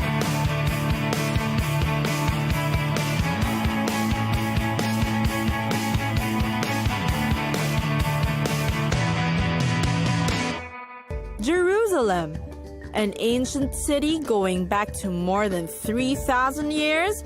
Jerusalem.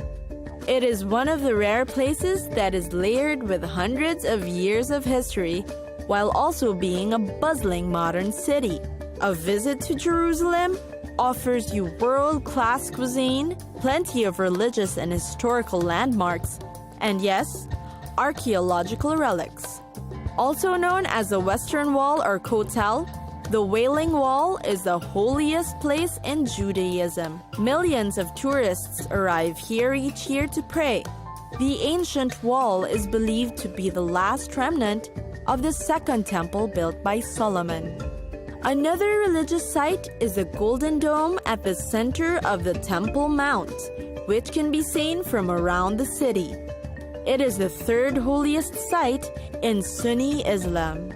The Church of the Holy Sepulchre is considered the most important pilgrimage site for Christians for centuries. But it will also be appreciated by art lovers and history buffs.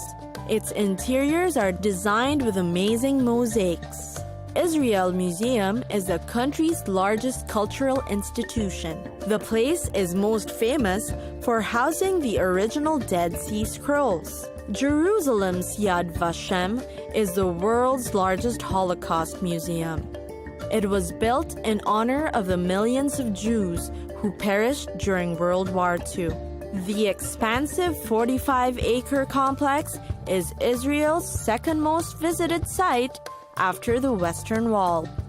The Eucalyptus restaurant is great for a culinary escape. It combines Middle Eastern food in a fusion of nationalities and wonderful local ingredients. The Jaffa Road is ideal for a place to relax, hang out, and enjoy a good time. It runs through the heart of the new city. Both picturesque and arty, it is great to stroll down and cut off into the shopping and dining areas hidden behind it.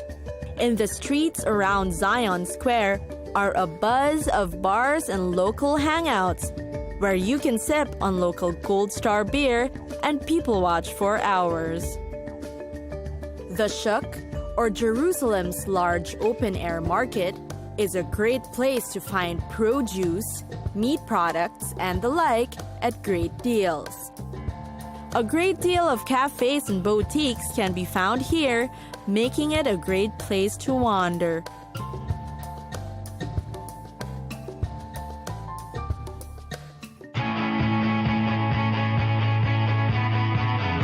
It's time for us to go! Pack your bags and get your tickets ready. And we'll see you on the next destination. Catch us again next time on Cities of the World.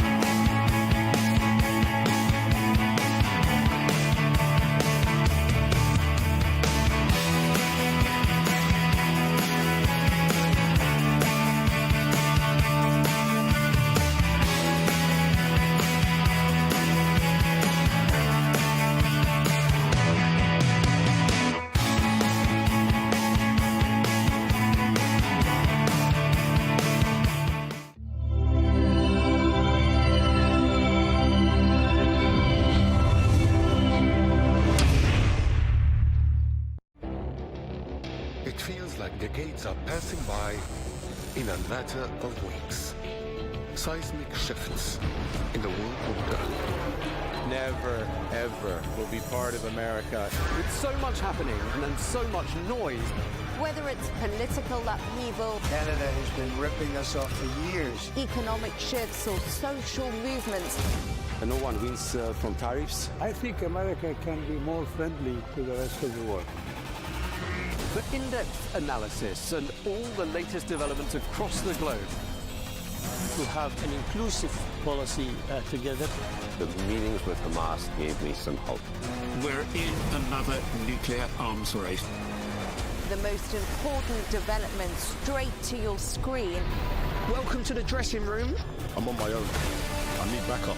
And an insightful look at the issues shaping our world today. It was not going to happen, that war, and it happened. Join us on Arabiya News, where the world talks. Our allies, in many cases, are worse than our enemies. Stay informed and connected with the latest international headlines. There obviously is a risk. From breaking news to in-depth analysis, it would appear that this war is coming to an end. Who buys this stuff? Investors, pension funds. We deliver the most important developments straight to your screen. Iran always wanted to deal with militia. Join us for compelling, expert-driven conversations. A curfew order has been established. And an insightful look at the issues shaping our world today. There are lots of proposals about European architecture for security. I'm Leigh Ann Gerrans, and this is W News. We dealt with this when I was Chief of Staff in the first term. Where you don't just hear the headlines, you get the full story.